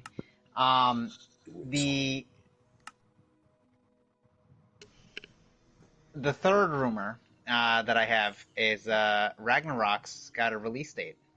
February 5th, 2021. Fake. Okay, I guess that's. Is there any more about that though? Corey Barlog had responded to it, just on the bottom, saying Ragnarok, never heard of it. So that's all he said to it. Other people have just been responding like, "Oh my God, that's too soon," and this and that. That seems too early. 2021 still seems too early. Is that no? It's not. No. 2021 seems still far away. 2 months away. Does that? No, it doesn't. It's not 2 months away. It's still 9 months away. I don't know what you're talking about. All right. Is that still considered launch window? If you ask me, yes. If you ask Giuseppe, no. Yes, that would be correct. To what he said, or to my question? To what I said. To what he said. Yeah, to what I said. Oh, yeah. Okay. We already talked about all this. Launch window is within what for you? 2 weeks? A month? 2 months? I don't remember what you said. It's my launch window is 6 months. So. Which is ridiculous. That's half a year. Are you kidding me? Come on. Yeah. No, I'm serious. We're talking about this. It's okay.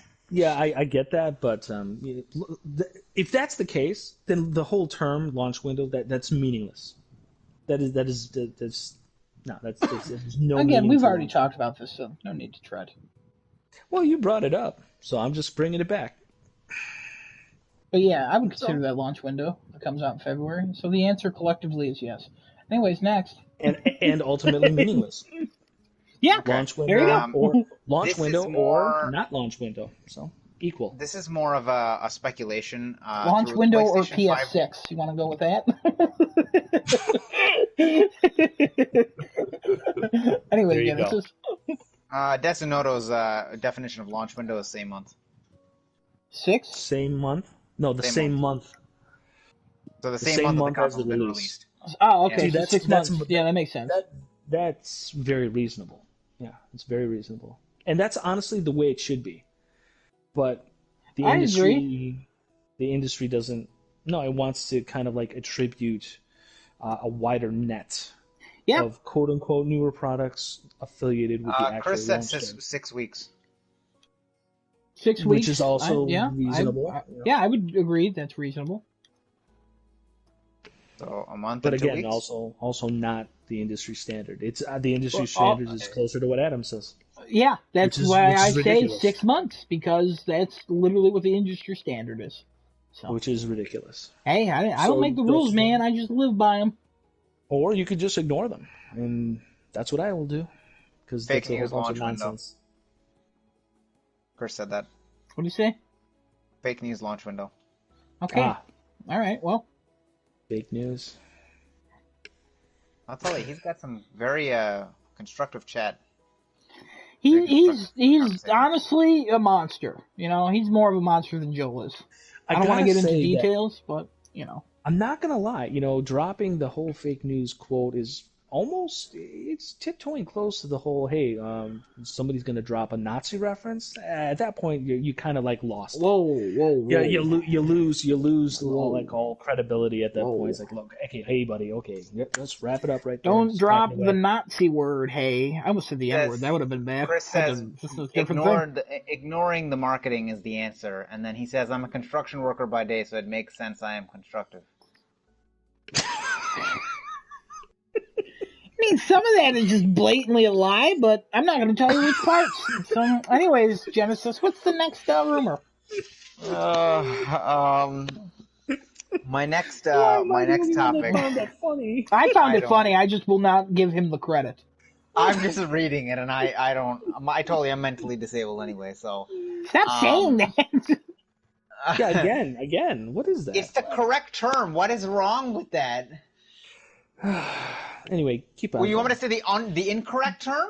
No, You're not it's medically also- diagnosed as being mentally disabled. It's also I don't need to be untrue. medically diagnosed. I can be diagnosed by looking in the mirror. You can just say you're stupid or you're forgetful. Who are Really, you? any Who are words. Who are you, the All right. president? You self-diagnosing? What's going Hey, on? no, we're not getting political here. Come on, we've already come too close with Nazis. Somehow Nazis still, I don't know. And with fake news, and AOC.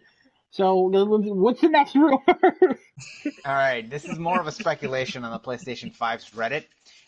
This is about bug snacks. Ooh! Bug snacks, there are two very big...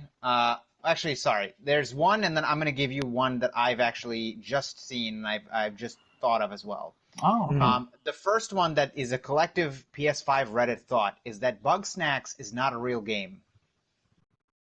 Okay. What? It is a potential, meaning it's not a real game for purchase. It is a potential PlayStation Plus November title. Okay. Oh! So, and this let is me explain because it the wasn't on the rationale. site, right? Because you can't buy it.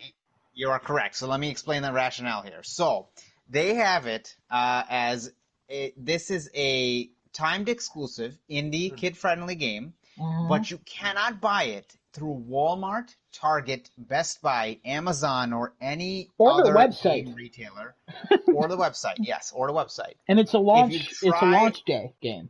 Correct. If you try and look at it on the new PlayStation Store website, which, yes, as you're mentioning, it still lacks the pre-order button. So people are saying that this game is potentially going to be a free title in November, and that's why they're not really letting anybody pre-order it. Wow. Interesting. Yeah. Interesting. The other popular opinion of this, which I've just come across, is Bug Snacks is a Dreams-developed title. Really?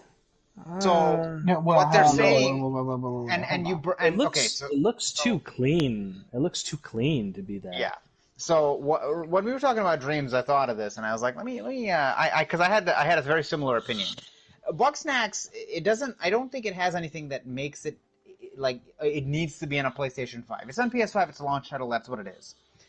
Why they're saying that is just the thought process is, hey, Dreams would be a catalyst to start a whole like indie development cycle of like, hey, we're building these games on Dreams, and then we're going to release them on PlayStation, which would kind of fall in line with this being a PS Plus title. Like, I'm assuming any Dreams related games they wouldn't charge for, right? Okay. I think I'm correct in talking like that. So there's Media Molecule is trying to get people like to be signed up as like Media Molecule approved creators, and they can like make some kind of like amount from doing something.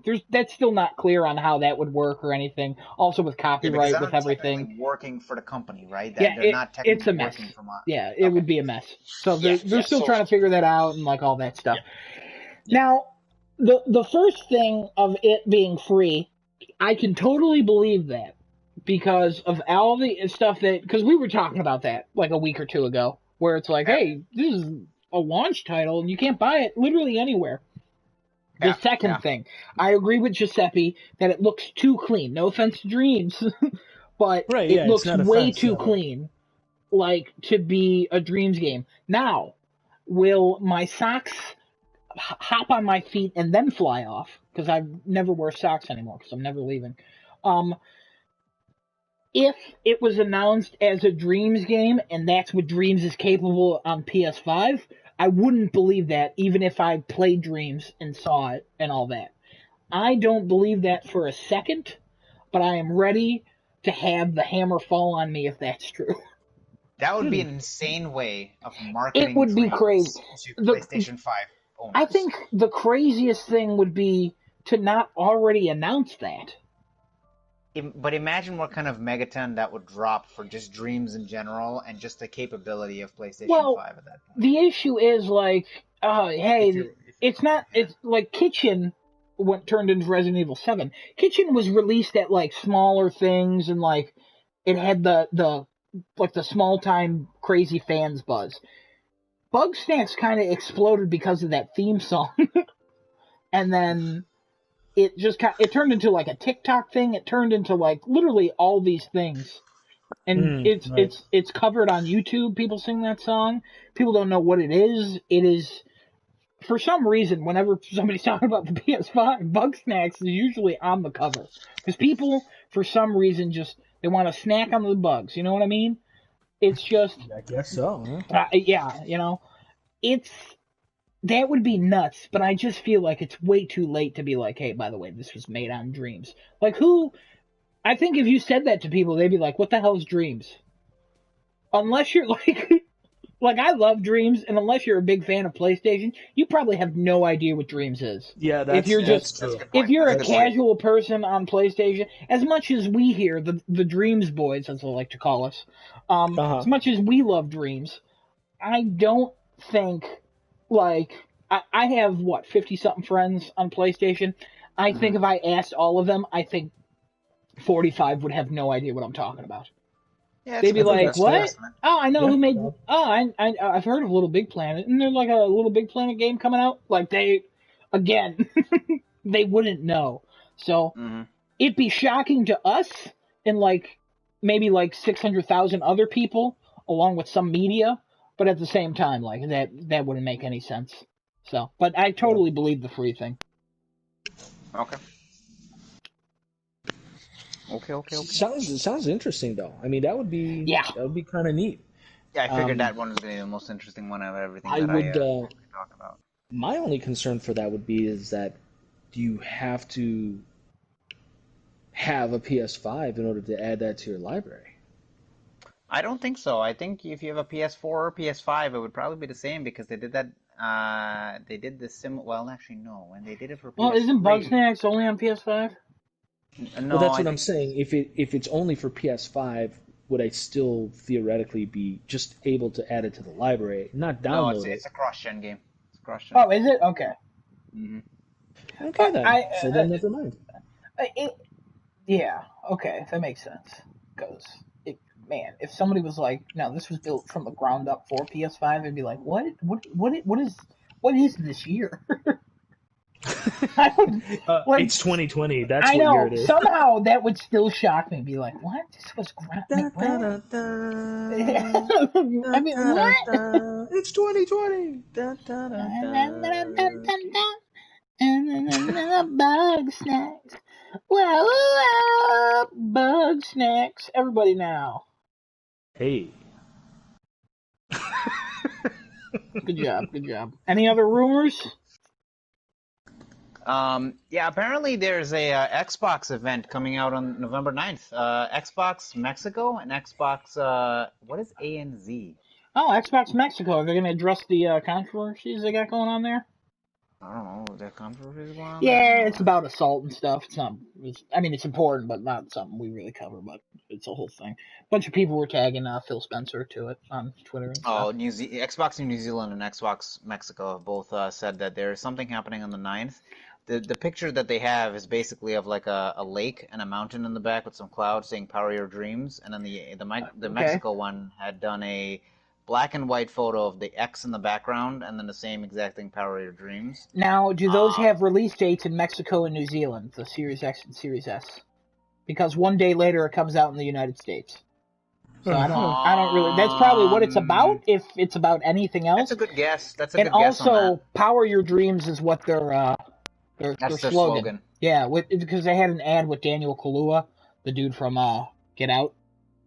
So Oh, pretty right. CGI intense ad. Really cool looking ad, but I don't know. I really like the Taco Bell commercial with the dude getting dressed as Master Chief as he's drinking like the mountain whatever he's drinking from Taco Bell.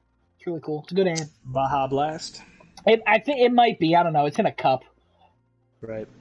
So yeah. Interesting stuff. But yeah, it's probably something about that.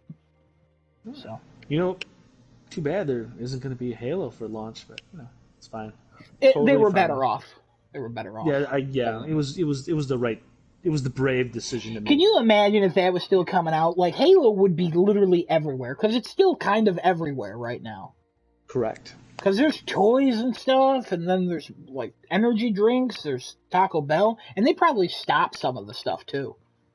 They probably would have just been blasting that everywhere. But the game probably would have came out to 7s and 8s. So they're like, well, let's hold it off for some time here. Let's clean this puppy up. When did a lukewarm above average score hold back the product tie-in mass marketing machine? Yeah, I think it would have. I think it would have hurt sales for them because a lot of people are still kind of on the outs of Halo after like Halo 5 and stuff. So as much as they love the Master Chief Collection, it's mostly the fans of Halo buying it and not like new members joining. So yeah. Any other rumors, if you will? Topics. That is what I got from the rumblings of the internet. The rumblings of the internet. Rumble. All right. I guess, I don't know, this is not really worth it too much, but Ubisoft and Crytek seem to have gotten hacked. Watch Dogs Legion menu got leaked out. There's a couple of Assassin's Creed Valhalla things that got leaked out. Nothing about Crytek, though. I don't see anything from Crytek getting leaked out, but those two particular titles have had the menu leaked out. There are a couple of screenshots of the main, not the assassin, but whoever the current day person is. Oh, Layla? I think her name is. Yeah. Layla. It shows her how they're gonna take your choices into consideration for things. Yeah, what's going on with her? She murdered the person she was with. Spoilers for Odyssey. She ends up killing like the person that she's been with for like a while. The doctor she's with. Sorry, Chris, if you care. Because she was in Origins. But yeah, I don't know. She's like the chosen one in the future, but she like totally can't control the staff. I don't know. It's a whole thing. I'm not gonna get into it with you guys. This game is a train wreck anyway. What is Crytek working on? Like what? Were they just working on the Crysis remake? Did they not have that? No, that came was out. already done, right? That came out. Yeah, not great. And from what I understand, it was not good. Yeah, not it was great. very bad. Not very bad. It's just doesn't live up to the standards that they've set for themselves. According to the PlayStation Store, it has 2 stars. Awesome. I don't think I've ever gone by the PlayStation Store rating system. Oh no, I'm just saying. It's just I've seen I haven't heard anything good about it, and then I look at it one day. I'm like, if PlayStation Store is showing us 2 stars, and then I'm looking. What's the meta? What's the meta score? I don't know. I can check that out for you. Check it out. Check it out. I remember what we were going to talk about, Adam. Oh yeah, so did I a while ago. Yeah, wasn't it Cyberpunk? No, it was about the Night City Wire. Yeah. It was that, but nobody watched it, so I decided against it. Right. I'm the only one who watched it, and I don't really care enough to talk to you guys about it. Yeah, I'm not. I'm trying. Honestly, I'm really trying to black myself out because Yeah. I don't. I really want to go into it as fresh as possible. I was sold on Cyberpunk when it was teased way back when that teaser trailer came out. Okay. 1996, I believe the year was. Yes, that's exactly way back when. So yeah, I Chris don't. says Keanu's motorcycle, isn't it? We know. Okay. Yeah, I'm sold on it. Also, what and did I'm he sure a just lot of say? people Come are, on. so. What?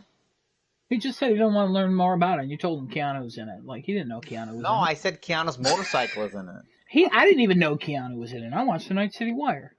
Alright, I'm sorry. I Oh spoiled my it. god. I was beating myself. Keanu is in it? That's crazy. Remember that movie, guys?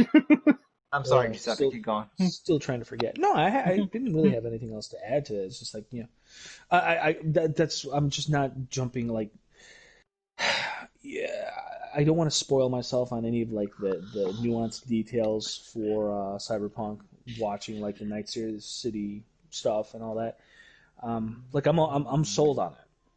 I will play it one way or the other. Come hell or high water, sooner or later. Rob a convenience store. Nah. Or GameStop. I guess a GameStop would make more sense than a convenience store. Why go? Go straight to the source. It went gold. That's exciting. So it probably won't be delayed again. Right. It's probably going to have a huge old patch. He did say it's going to have 2 Blu-ray discs. Yeah, that's expected. Probably not on PS5 and Series X, though. Well, probably not on Xbox One X, Series X, and PS5. Why not One X? Because they use the same disc as Series X and PS5. Do they? Yeah, it's a 4K Blu-ray player. No, I didn't know that. Yeah, no, we just use a Blu-ray, which is 50 gigs, and they use the 100 gig 4K. I didn't know that was a different disc. I'm still mad. Yeah. Yeah, as well you should be. That's why Last of Us 2 was 2 discs for us, but 0 discs for Microsoft. They really figured it out, Yeah, good for them. I did have another topic, but I don't really care to bring it up. I brought it up to Kevin, and he didn't care for it, so I figured why not. Bring it up. I'll want to hear it. No, I was like, what do you want? What does PlayStation have to do to like win you over for the next couple of years? Like, the easy answer is games and stuff, but like I wanted specifics. But it's not really a great Honestly, topic. you know what I want. Actually, it's not a bad topic, but I feel I like that topic. Honestly, like for somebody that's already sold on Sony brand, at least when it comes to their video gaming department, I honestly would love to see Sony Pictures step up their game to become a little bit more in line with the ambitions of Sony Entertainment from the gaming perspective, and I really want to see them convert their IPs into some fantastic feature-length films. They've got a ton of really, really great IPs. I really don't know how I feel about this Mark Wahlberg and Tom Holland Uncharted film. I really he doesn't have a mustache, and I hate him. Honestly, he's a miscast for Sully. He's just 100%. plain out and out miscast. I don't understand that at all. Tom Holland is not a poor choice for Nathan Drake. He looks like the young version. He's a young version, but I honestly I feel is there he should a picture still of him be online with a mustache or without the mustache? No, yeah, there was behind the scene photos, and Mark Wahlberg doesn't have a mustache, and people are like, "What the hell?" It doesn't matter. You could do a digital composite of Sully's in-game face and lay it on top of Mark Wahlberg's face, and it still wouldn't be. The mustache would help, I think, still, because the mustache is an integral part of the character. I would agree. But it's still as much as I didn't like Stephen Lang, he had a mustache. He also had a cigar. Yes, he did. Ugh. Like, come on. And a little bit closer, age-wise to, Yeah, he had the white hair. Well, I mean, it's young, and he had dark hair when he was young, as we saw in Uncharted 3. But like I said, I still don't know how I feel about that. But that Uncharted is one of Sony's, marquee gaming IPs. They've got a huge library that they can really, elevate, give it that Hollywood treatment. Sony Pictures just has to be on board with it. I really don't know what the major malfunction is.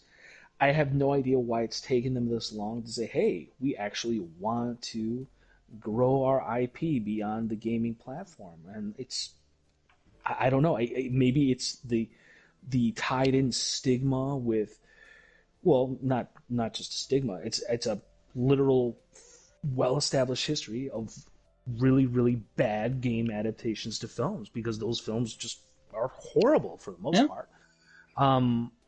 But they don't have to be, and they don't have to be primarily because those films, quite frankly, are being created by people who aren't familiar with the source material. They've never played the source material, and quite honestly, don't give a rat's butt about the source material. They're just like, here, just give me some IP, and we'll just, whip together, a mailed-in script, and we'll pay a bunch of, maybe a big name or two to make an appearance, and we'll just throw it together, and maybe something will stick. Movies don't have to be made that way. They really don't. And the stories in these games clearly already rival Hollywood, because the game industry out-earns Hollywood by exponential rates. Mm-hmm. For years now. So it's not a question of competitive viability. The material's there. You just have to get people to buy in. And I'm going to, once again, give myself a nice little shameless plug there, Sony. I'm one of your guys. I'm somebody who understands the gaming world and the film world, and I know how to marry those two things together. I could be your boy. For one of those titles in particular, I'm not going to mention any names because, I do that too often anyway. But hey, that's honestly something I would love to see from Sony moving forward, to bridge that gap, to expand on those IPs in ways that are outside of just the gaming platform itself, because the ground, again, more fertile ground for them to, fertile. to tend up, Yeah. Just saying. Get a little bit of fertile, get a little born, get a little blood, you know what I mean? Someone get this man a bloodborne weapon. For some reason I thought you were going to say get this man a drink. Or a shield. And I was like, what? Get him a drink and a shield. Yeah, I don't know. Somebody get this man a shield. Perhaps I could drink the drink out of the shield. Flip it upside down. And then, I don't know. Isn't that what Black Panther says? Get this man a shield? Yeah, that's what he says. He does say that. And then he doesn't really get a shield. He gets two kind of like... I really wish he was like to Bucky, like, somebody get this man an arm. Like... I'm going to get that arm. Maybe the next one. Maybe the next one. Genesis? What does PlayStation need to do to win you over in the next couple of years? For the next couple of years. Yeah, what do they got to do? Yeah. I think keep pumping out the JRPGs that you're pumping out. Final Fantasy is a great one to keep on there, as long as you keep it, exclusive or timed exclusive, whatever it works. Why does that matter? What do you mean, why does that matter? Why does it matter if it's exclusive, as long as it comes to it? Why? We've had this conversation multiple times. I don't like when PlayStation exclusives end up going to PC, and you can explain it to me however you want to explain it to me. I always have a negative outlook on that when I look at it. But anyway, so besides that, give me another Ghost sequel. Give me God of. I want to see the next God of War, obviously. Keep on out those narrative games, the ones that make me, question at the end of it, like, oh my god, what did I just witness? And in a good way, I mean. But keep pumping out those. You go into a show hole when you finish a show, and it's the same with some video games, because you just. Like, for me, I power through games, as you two know. I power through them until they're done. I'm like, I like this, and I want to get to the end now. And I can't spend 2 weeks. I just don't have the luxury of waiting. I take the time in the games. I know you do. And it bothers me a lot. Because the reason it bothers me is because I literally go, Okay, he's here. Okay, I could have got to here for the third time. But no, you play how you want, man. It's your life. Me, I want to finish it. I want to talk about it. I want to move on to the next thing, finish it, and talk about it. Just You so gotta finish I and talk about everything before you're dead at that point. No, I want to finish and talk about it so I can move on to the next thing because I like the Yeah. previous thing so much, and by the time I finish with the next thing, I'm closer to the previous thing getting a sequel and that coming out. It's to stop. It's an existential thing. Don't think about it too much. Okay, all right. But Mental yeah, no, capacity is I agree with going everything you further down. said too. I agree with everything you said. The narrative experiences that just Yeah. make you go like, crap. Now Yeah, I what? honestly don't see that stopping for them anytime soon. I mean, Yeah, like, neither do I I. hope it what a doesn't. good I hope it whistle. doesn't. I hope they keep going. I hope they. I You mean hope as they do opposed? something new. Okay, so like what? I don't know. My answer to this question is, this is why I didn't like the topic, because my answer to this question is, I hope they do something that I don't know that I want it, and then they give it to me, and I'm like, oh my god, I want this. Well, here's the thing: was Ghost of Tsushima something that you didn't know that you wanted? Well, a Japanese Assassin's Creed? Are you kidding me? Okay, I'm just asking. I didn't know. I mean, We've been talking about that for years. Yeah, that's we that's have, the thing. we That's the Like thing. have, for literal years. we have. Yeah, ever since Even Assassin's Creed 2. Giuseppe, he made a joke about it earlier in the podcast. Like that is, I did. yeah, I did. Assassin's Creed 2. I've been playing Mafia 1, which has been somewhat of a disappointment because it's not as much of an open world, but when you think about it, you're regressing in the franchise, so it makes sense why it's not as open as Mafia 2 and 3. Um, I still want a game like I know I want a game where it's like a partially a city builder and partially like a Mafia game. I want something where you're building your rackets, similar to Godfather 2, which I think did okay in this. Like you Yeah. invest, I would love a Mafia game where you start in like, I don't know, 1920 and you're just building into it. And then like 1929 is coming around. You better prepare for this. Right. Like it may not hit you at first, but then if everyone's poor, they're still not buying their vices like they want to. Like business will go up, but also will go down a significant degree.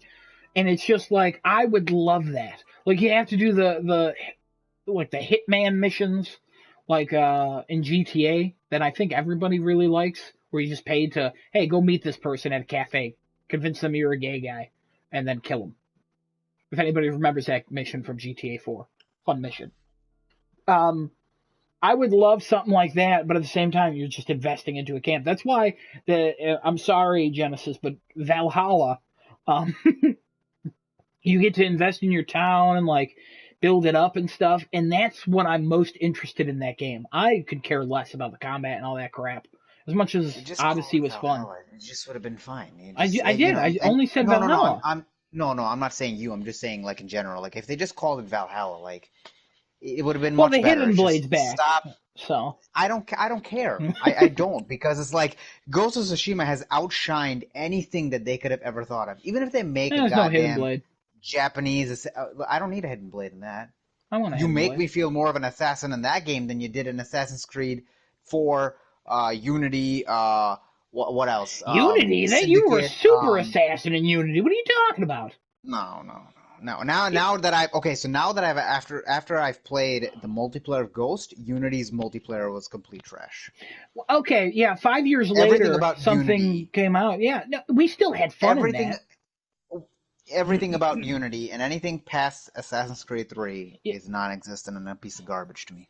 I Uh-huh. think that you have some biases going back there, some hate, and I think that is tied to a deeper issue that you must look inside yourself to solve, but I know you There's won't. nothing I need to look inside myself to understand. All I need to understand is that Ubisoft is a garbage company that makes garbage games. That's the end of So, it. anyways, yeah, what PlayStation needs to do, I just want PlayStation to do something where, like, I didn't expect to like the first Last of Us as much as I did. I thought it'd be cool. I was like, Naughty Dog, they do Uncharted. Sweet. Came out, and I loved it. I remember when Infamous was coming out, and I looked at, I had the Infamous cover on Game Informer magazine back in the day when I subscribed to paper. Um, and I had the prototype cover, and a couple of my friends were like, "Oh, prototype looks good," and I'm like, nah, bruh. The electricity and Infamous. That's what's got me. And I wouldn't have said I want a superhero game with a bald man with a raspy voice with electricity and he blows up in New York and it starts with a terrorist attack. I would have never thought of that. I want more new IPs, but I You want want something that's you want different. innovation. I You want want innovation. innovation Yeah. because there's always the saying of like you go online and like yeah, Sony has a lot of good first party games, but they're all third person cover based shooters, and a lot of them are. Most of them are Naughty Dogs, but the rest, like yeah, there are a few that are third person. I don't need like a first person or I just need something different, and I need something new. And I Well, know I will get that because already from what I'm seeing, like Bugsnax, there you go. It's not first right. party, but at the same time, like it Well, looks this, fun. when as it pertains to the whole knock or criticism of the third person perspective or third person cover based shooter, um, you also have to understand that Sony's first party games that are exclusive, they are like as we previously mentioned, there's a very heavy focus on narrative, and that really requires the player to be seeing the characters that they are assuming in the game. It doesn't work nearly as well from a first person perspective. If you wanted to see first person shooters or first person walking simulators or first person, oh my gosh, run away from the monster because you're too weak to engage in any kind of combat with them, um, you know, there's a reason for it. And yes, it may be a kind of a played out formula, but it also works. And I challenge anyone to come up with, first person games that perform that same function in a superior fashion than games where you're constantly seeing your character.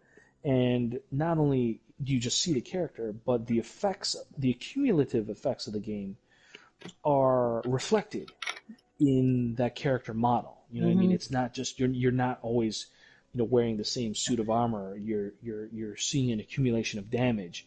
Your character walks differently when they're wounded or disabled or what. I mean, all of those elements feed into the characterization that players connect with in a game. So, I mean, that's the reason for it. I don't think it's. I mean, yes, you can criticize it, but I don't think that is a weakness for Sony's exclusive games by any Sure, means. So, sure. Also, I want another first party studio to come out and fix another franchise, like how Sucker Punch has fixed Assassin's Creed for Genesis. Fix Fallout.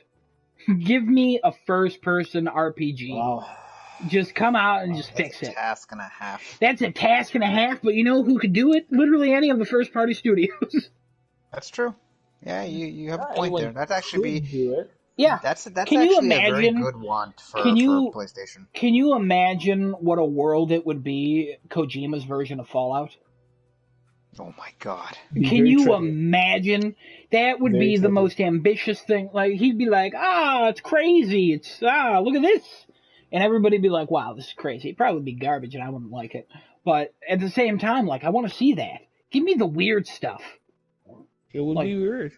yeah, It would definitely be weird. yeah. So that's what I kind of want from them.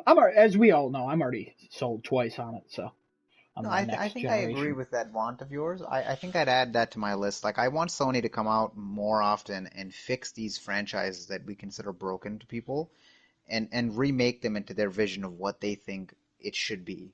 I mean, they did a fantastic job with Ghost. I can think of other titles that they could come out and fix They potentially even or fixed their remake. own with God of War because a lot of Yeah, people were down on Ascension and they were like, "Well, let's yeah. reinvent the character." And people were like, nah, it's stupid. And then they were Sony's like, got a knack for reinventing things. they're really good at stuff. Yeah, They yeah, figured absolutely, they absolutely. figured it out, and it's something that still Microsoft is not able to do, and that's why they buy stuff. Also, I don't know if you guys saw Phil Spencer spoke more about the Bethesda acquiring, talked about the Yeah, games I and was going to stuff. talk about that, but then I decided not to. I was like, nah. I was What, did he say anything valuable? Or? he said more or less that like for anybody believing that we have to put it on other consoles to make a profit, that's not true. That's not true at all. He basically Just said that, clarifying and a bunch exclusivity of at that people point. took it as like, hey, this is confirmed as all games are going to be exclusive to Xbox platforms. And I still Okay. don't think that's true. So, It would make financially it would make sense for them to do it, but they're still losing money on royalties then because then they'd be like, okay, well, if PlayStation wants it, they'd have to pay us money to be able to have it on their console. Which yeah, they make more money doing that, obviously. But I think if they kept it on their game console or service, depending on whatever route they decide to go, um, I think that would be more cost sufficient or no, cost effective. efficient for them. Sorry, effective or efficient, yeah, either one. Would be better for them in the long run, um, because now you have this service or console that is going to have these games that you cannot have anywhere else. Like I think that's one That's of the why they things with bought it. I mean, why buy something without and you yeah, don't actually plan I on can't using see it? Like, I them don't not understand making that. certain IPs exclusive. Like Yeah, Fallout, I no, think would be absolutely. exclusive. Elder I Scrolls, they'd probably sell for a very high price to the other guys to say, hey, you want it on your console? Pay us this royalty and we're good. Fallout, I think they're going to keep. They're going to make that a staple. Same with Doom, I think. Doom and Fallout are two that I really feel like they would you know uh, put down a lot of confidence in and say, listen, we cannot let anybody else have this. It's very similar to well, I don't know if it's similar, but I guess Nintendo never has any of their stuff branch out to anybody else because they're like, no. we're never gonna do that. Yeah.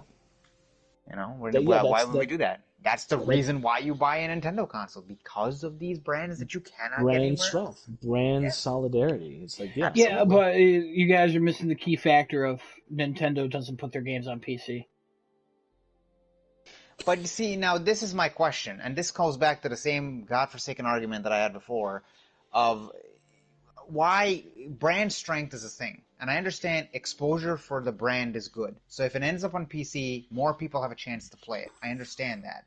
But now you're taking the factor away of I don't have to have a PlayStation console or an Xbox console or a Nintendo console to play this anymore. Just right, boot this up my PC and play it. So right. yeah, the brand the games brand gets that strength. Cool. But what does that do for the initial brand? Sony gets royalties, I guess, from that, but you know, you're now expanding that out, and it's like, well, that's one more thing. You're I don't need a PlayStation for. disincentivizing the platform. Right. So now, next generation, I'll rethink my decision because I know that eventually these games will come on PC. I don't need to buy a PlayStation then. No, that's not true though. Why is it not true? Because it's only select games are coming to PC. And I years have I later. I fail to believe that now. I feel like every game that has come out, except for maybe their very iconic names like God of War and Uncharted and um, Horizon. I don't even. Oh, Those actually, not three sorry, not Horizon. are enough Um, to are enough to buy a PlayStation. just no. Yeah. I don't. No. I mean, eventually they will die out and they will no longer exist. So those three are not enough to just buy a PlayStation. If PlayStation continues to just send their IPs onto PC, there is less and less of a reason to buy a PlayStation because you can't just count on those. It's like saying Halo, which yes, a lot of people want Xbox because of Halo, but you can also get Halo on PC. You Yeah, don't have to buy Xbox to get Halo. Right. correct. So eventually, things like God of War and Last of Us will cease to exist, or Uncharted will cease to exist, and you won't have a reason to buy a PlayStation anymore because everything that's been released and that's going to be released will be on a PC.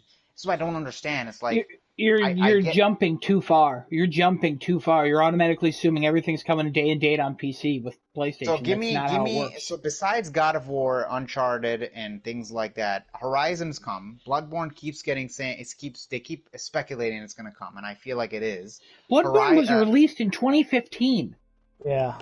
It's So been 5 Horizon was years. released in If it 2000 releases what? right now, 2017. So okay, and when did it come on PC? Last year, this year? This year, 3 years later, a So little over what? 3 years later.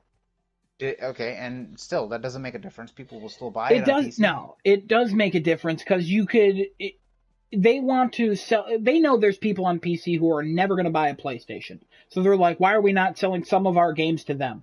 And then the others will be like, oh, I played this game on PC, I really loved it. Oh, well, now it's on PS4 and PS5. Well, PS4 is pretty cheap right now. I can buy a PS4. Oh, there's also God of War on there. It does in some way de-incentivize buying a console, but it also incentivizes buying a console to get the day and date to play the games. I don't think it It's incentivizes as much as de-incentivizes, though. That's the whole thing. There's too much of an offset between the two, where de-incentivizing it would be higher because you already have a PC. It's okay. I have a PC. That's I still own a PlayStation. correct, but you own a PlayStation because of God of War, Infamous, and you want to play the exclusives that are still on PlayStation that you cannot play on a PC. Yeah.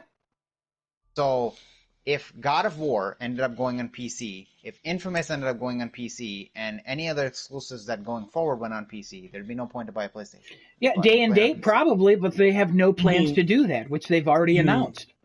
you mean there'd be no point buying a PlayStation other than the fact that buying any platform is going to be much more economically feasible than a gaming rig?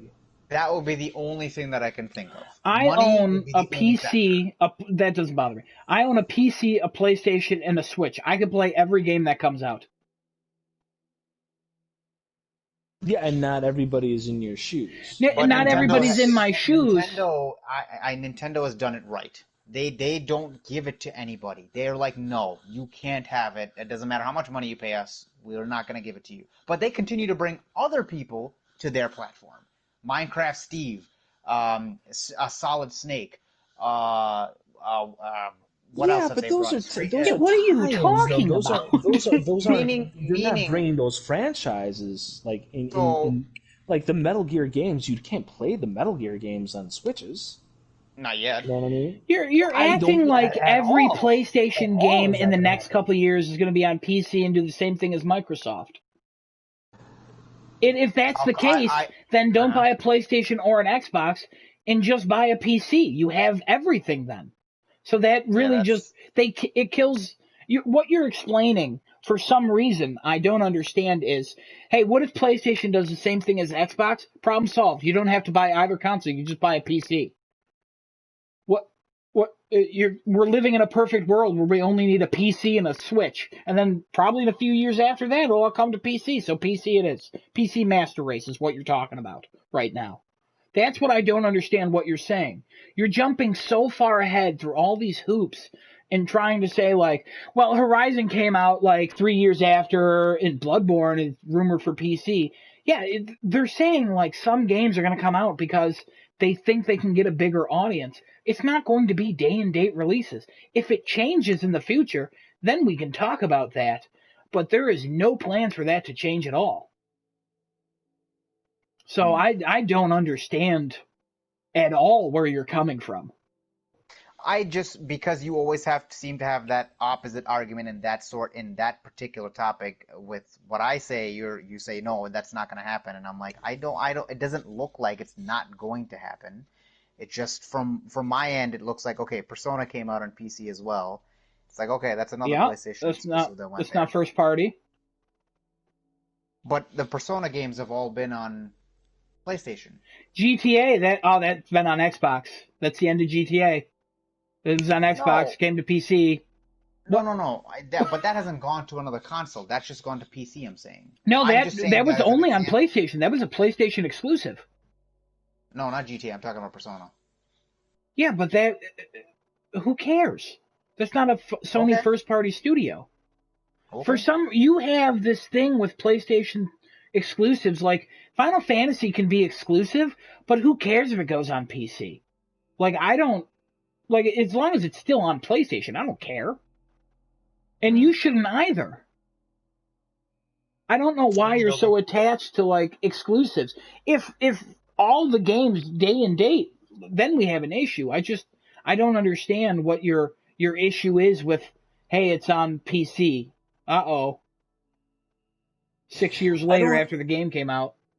Yeah, I don't see a big issue with a years after the fact release onto a PC platform, because quite honestly, 5 years of game releases, that's an awful lot of games, man. And there's no way that a game being re-released on another platform 5 years after the fact is going to have any kind of a negative impact to the home platform. You know what I mean? Yeah.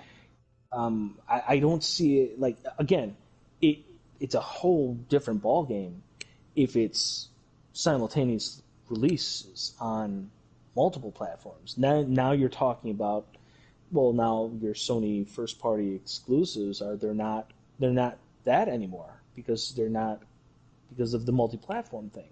But it's another thing entirely when it's years after the fact. And quite honestly, it would I see it from Adam's perspective too.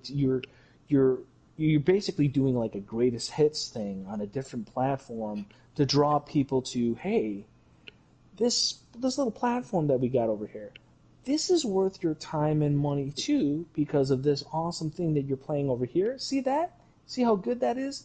Yeah, it has the benefit of being an older software, probably running on higher end hardware, which is what you got on this PC. But you can still have this kind of experience on our home platform day one when we get those new titles rolling out for next generation and beyond. So I think that's what Adam's talking about when he's talking about that kind of stuff in terms of like selling the home platform with these releases years after the fact. Yeah. I just don't see either company buying into the Nintendo business model in terms of locking down their tried and treasured IPs, and then just kind of like the way Nintendo opens up is not the same. It's not on the same level as what Sony and Microsoft are trying to do. They are still doing it in a very piecemeal kind of way, so that they as a company can maximize their control over their products. But that's their thing. They've always been that way. That's the company line. And they're sticking to their guns, and that's fine. They got plenty of cash in the bank, and they can choose their own destiny, and that's the way that they're going to do it. Yeah, also, Genesis, you like PlayStation Now, correct? Yeah. Can't you stream every PlayStation game on a PC now? Yep. So why do you need a PlayStation? Not every game, just PS3 games you can stream on a PC.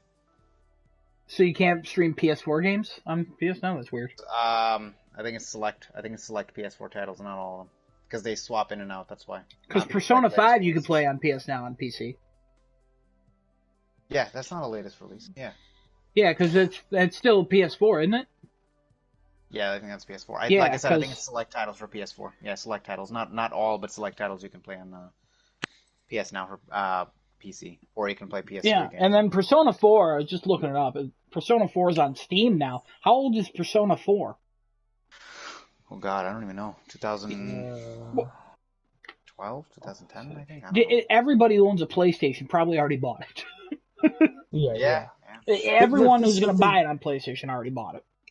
So. But at the same time, I also, I totally respect, and in many ways, I kind of side with Genesis's sentiment, talking about you want to build up your brand, you got to, to some extent, you do have to circle the wagons and say, look, you want a taste of the PlayStation experience? Well, you gotta buy in. You can't just,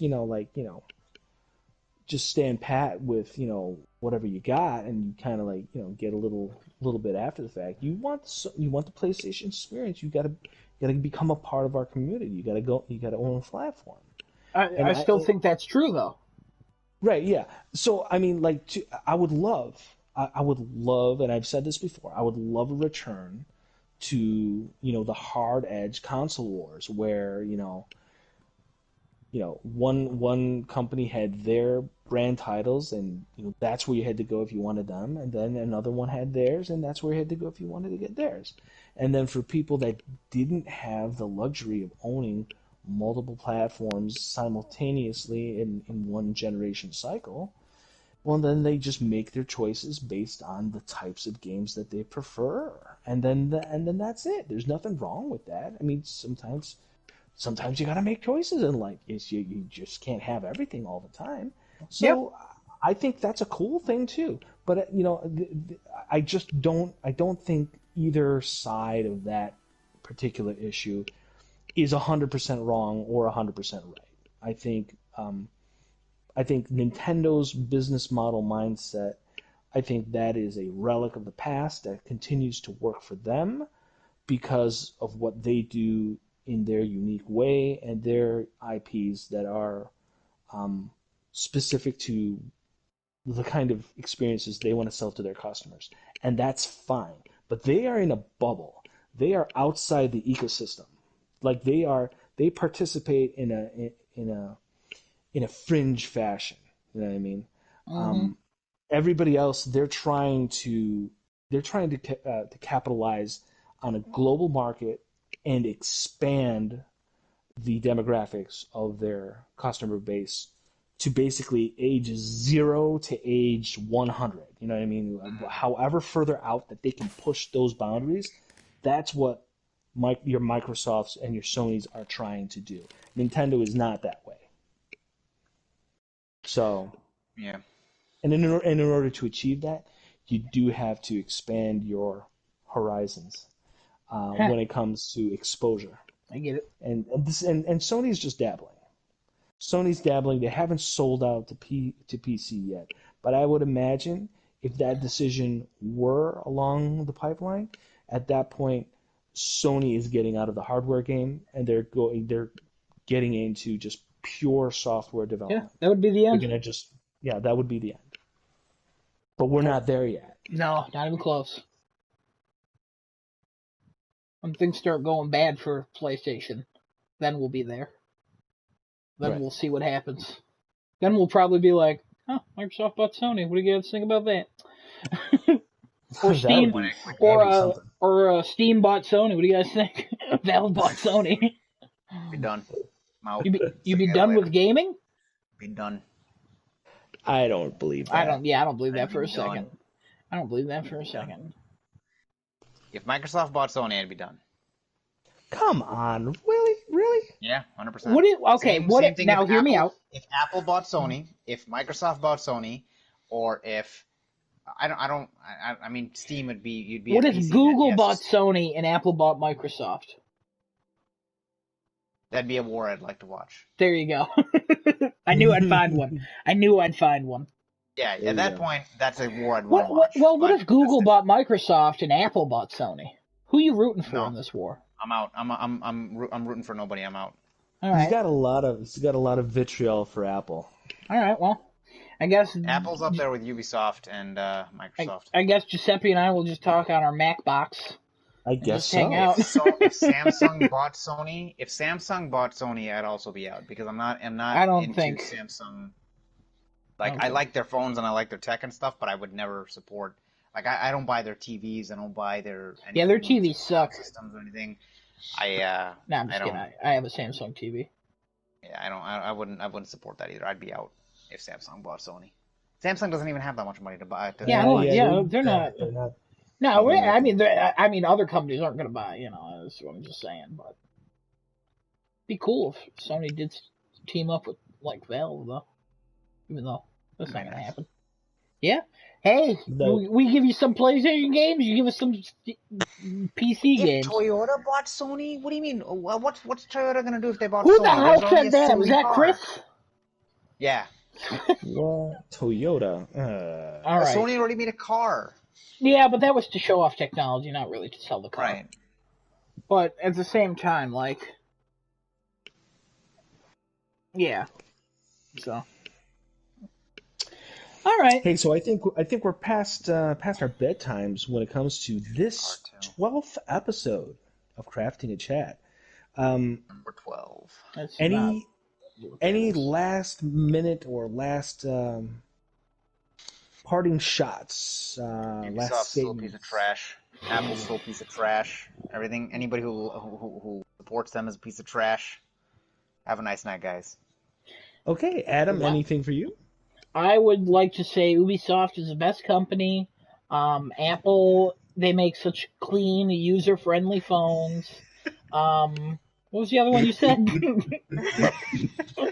Ubisoft. No, Ubisoft was the first one. What was the third one? Ubisoft, Apple. Apple and Ubisoft.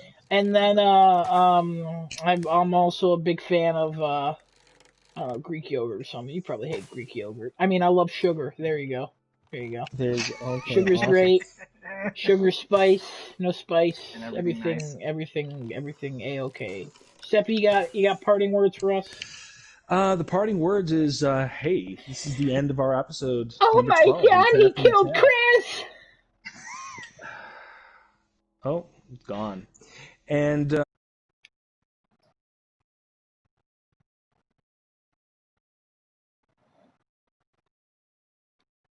distance, reach out to help if you're feeling down, if you're feeling low.